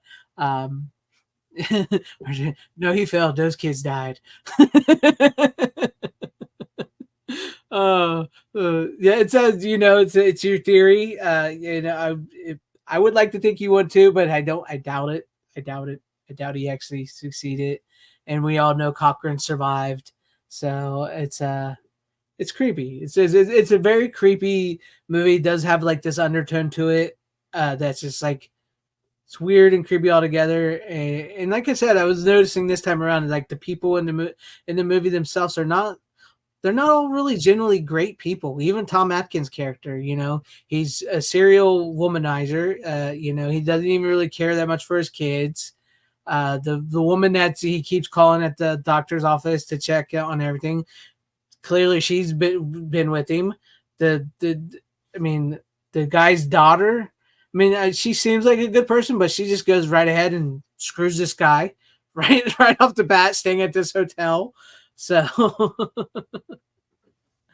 yeah, I know the theory. That's a theory, but the problem with that theory is Michael Myers in the first Halloween is a movie within this world. He does not exist in the Halloween 3 world as a real person. It's a movie. So I don't really hold to that theory myself. So, yeah. But there you go. That's my final pick of the night. I didn't get to it last Halloween. I got to it this Halloween, and it's still creepy, fun, crazy movie. But yeah, and it's okay to admit that you like it. It's okay to admit that you like it. I mean, don't be one of the people that just say no, I don't like it because it's Halloween 3. It's okay, you like it. It's good. But Tom, to you for your final pick of the night, and we'll close it down if you're ready. All right, my final pick of the night. You should know what this is because I asked about it earlier in the week. Yeah. Okay, first things first, I actually got to give Shit Factory some credit. They finally released a 4K version, Double Dipper, that had some new special features on it. Not a lot, but a few. Okay. The movie looks pretty good. But that's probably because it's a Universal and they're kind of hit or miss depending on. Mm-hmm. And whether or not I like the movie or not, I don't know yet. It's an oddball. And the movie, of course, is Shocker in 4K. No more Mr. Nice Guy. Finger looking good. It's something. And it was, and you can tell this is Craven pissy as hell. That he didn't have the rights still to Freddy. Mm-hmm. And I mean, if anybody's going to rip Freddy off, it might as well be the father of Freddy. Yeah. So I don't have a problem with any of that shit. Just none of the rules make any fucking sense in this movie. And you know, Heather Langenkamp is in this movie. Is she? Because I didn't see her. I missed it. You just see her arm in the beginning. She's the body that went away in the beginning of the movie. I think I read that somewhere, but like, yeah. Well, I mean, clearly, this is a concept, a high concept that had possibilities, and it is just fucking weird how it ends up. Because it feels like the climax of the movie is like 2/3 of the way into the film, and then all of a sudden there's a whole nother half hour of the movie left. And on top of that, like I said, the rules aren't exactly clear. And, you know, it's like, okay, basically the story, for those who have no fucking clue what I'm talking about. Travis Pinker is this murderer who gets executed, but instead of actually dying, he finds a way to like ride electricity. And he can like jump through people, and it's kind of like Fallen. Like, it's kind of a precursor to Fallen. It was like Fallen took the same concept and ran with it so much better. Mm-hmm. To where I hate shitting on Wes Craven, but like, this is one of Wes's worst fucking movies. And it sucks because it had so much fucking potential. Horace Pinker. I'm sorry. Where'd I get Travis from? I have no idea. Yeah, Horace Pinker. And, yeah, I mean, you got Peter Berg in this movie doing... Yeah, Peter Berg, yeah. Like, he is unlikable as an actor. I can see why he never really kind of made it as an actor. He's a director now, so... He's more of a director, exactly. Come on, guys, help me out with this here. Explain this shit. So what was the question I asked you, Greg? I don't even remember because it was so long ago now. I saw it and I don't even remember, honestly. I actually do like this movie, but I like the movie. I can see why people like it, but it has so many leaps of logic in it. Yeah, I mean, that's one of the reasons why I like it, is just because it's so goofy. It's so goofy. Some of it doesn't make sense. So like, yeah, I think it's what he makes a deal with the devil, is like with Dragozilla. That's what's implied. Yeah, he makes a deal with the devil to. But that was my question by the end, was like, okay, so was that the original deal with the devil, or has he always been around? He's been some entity that's been around for a long time, and he just keeps bopping through bodies, and that version of him was just the one that finally got caught. Yeah, that's true. That's true. Like, that's what I was wondering too after this film, and I don't even remember, because I asked you a direct question, and I'm trying to remember what it was. Or maybe I said it out on Twitter. I can't remember. Was it on Twitter, or was it right to you in the Facebook group? I can't remember. Twitter group. I don't remember. Because I watched this last week when I got it. Okay, here it is. 2 main points. Why does the cop dad decide he's going to take him? Oh, that's what it was. Like, all of a sudden in the middle of the scene, the cop dad decides he's going to take Peter Berg in, and I'm like, wait a minute, what did I miss here? Because he says something like, but you knew about something, so that means I got to take you in. And I like backed it up like 3 times to try and figure out what the fuck I missed. And then why is he scared of his ghost girlfriend the second time he sees her when he's already seen her once before? When the fuck did he get that necklace? Because yeah, that was a dream. Yeah, I remember the necklace. That's the other thing. That's where the inconsistencies come in, because they're like, as good as Wes and tight as Wes was with Nightmare on Elm Street and Nightmare on Elm Street 3 on his dreams versus reality shit. Although I don't know how much he influenced the actual ending product of 3. It was still pretty clear that those guys followed, you know, his template from 1. Mm-hmm. How is it he is so all over the fucking map here with this? Like I always go ahead. No, please, somebody give me some answers here, because I wanted to like this movie. It's like I said, I think to me it's always felt like it got chopped up a lot.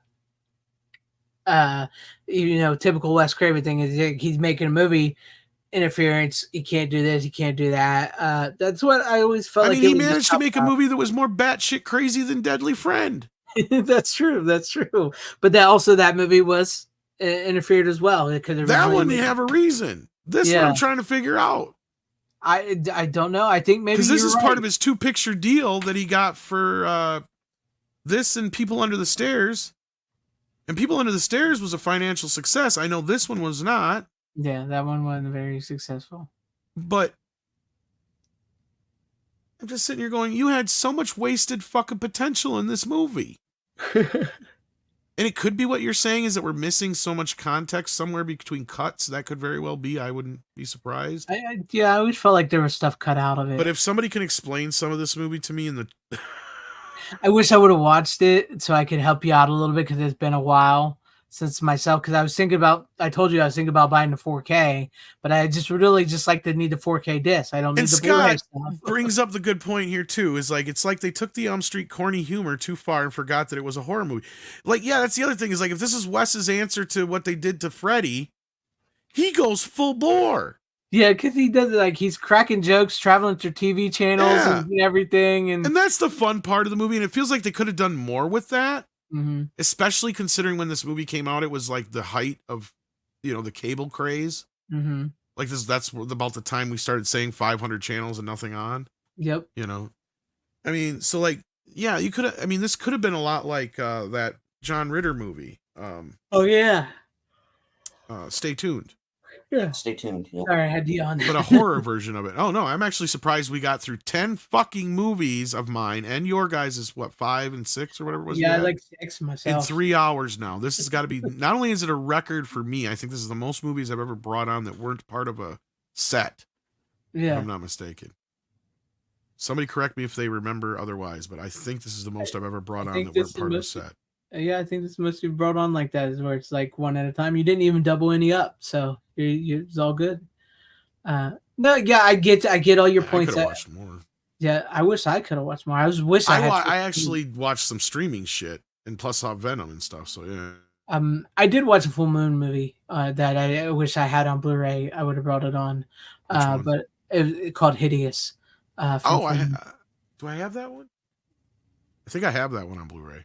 It's almost like their version of Basket Case, the sequels, I should say, to Basket Case, but it's Full Moon, so it's not very as well done, but it's fun. It's a fun movie. But no, I agree with you. I mean, as much as I do actually like Shocker, it is not Wes Craven's best. It is a mess of a film. There's a lot of context missing in it. He does go overboard in certain things. Because Horace Pinker had the potential to be one of the next big great slasher type guys, and it didn't work out. It just didn't work out. There was the unnecessary connection between him and the main. Like then again, it's like that's true. It's like the third act twist. All of a sudden, like guess what? He's your. Yeah, this is how you know him. Yeah. Yeah, and the reason he does this is because of. Yeah. I mean, it's not like I think we're really spoiling this movie for anybody. Yeah, he just fought. If you haven't seen it by now, he messed up his knee. Presentation-wise, though, no, I gotta get. I mean, I still don't like the price. Still a little pricey, Shout Factory, but you get a new interview with the composer, a new interview with Peter Berg, a new interview with the production designer, plus all the features that were on there before. That's what I was curious about. It looked like, from what I looked at, it looked like everything was carried over. So, and of course, the Blu-ray in the set has the new transfer as well. So. Okay, so and I have the old one, but I never even cracked it open to see if it looked any different. So, all right, I would assume it does look better because I think that old release is just an old release. I don't even think it's from the Interpositive or anything like that. All right, that's it.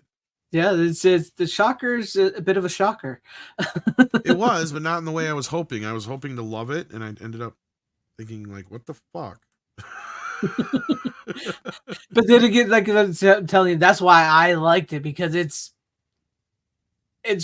messed up all to hell. It's goofy. It's so bad and it's fun to watch. That's why I liked it. But no, I can't deny any of your arguments. I can't argue against you in any way. You're right. There's a lot of context missing in the film. Like I said, I always felt like it was chopped up. Like there was some kind of interference somewhere, somehow, and Craven just kind of was like almost throwing the towel. I almost feel like on the movie. It just here it is. I almost felt like that's what it was. But yeah. But I guess that'll do it for the night. Thank you everybody out there in the chat that hung with us and stayed and Since watched. you worked so hard on it, I think you should play the intro again. Oh, it's fine. I'll play it. That's my call. No, it's good. I was thinking my vote, I mean, not call, vote. Sorry. Yeah, I was thinking I don't have a clip to end it for the Halloween because you worked so hard on that, and I mean, I helped you out a little bit, but not much. But like, yeah, I did the song for you, but you did all the editing. Was it good? I mean, I thought it was okay. No, it was Maybe great. great. It's fucking great. Like, no, I'm considering how much time you had to put that together. And I think there's some people who didn't get to see it, so I think it'd be beneficial to. All right. Well, I will. I'm definitely gonna play. But thank you, everybody. Save it for next year, though. Oh, definitely. I'm saving it. But to everybody out in the chat, everybody at home, thank you guys for watching. Thank you, Stevens. Thank you, Tom, for being here. I appreciate you guys. Make sure you guys hit like, subscribe, and all that on all of our channels. Always support physical media. It truly is the superior format. Happy Halloween.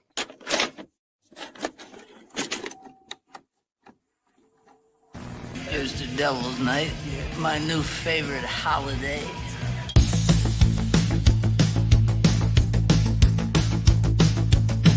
Are you ready to get physical? We got spooky movies and more. Gonna scare the hell out of you with the DVD, CD, UHD, VHS books, boom. Who knows, you may even see a werewolf today. Let's get physical. We wanna get spooky and talk physical media, movies, TV, music, and more. Come check out what we have in store. Number monsters, ghosts, and ghouls. Physical media rules. Vampires, gremlins, critters, zombies, all here on FanZcene. You know it's a scream. Let's get physical, talking physical media on FanZcene.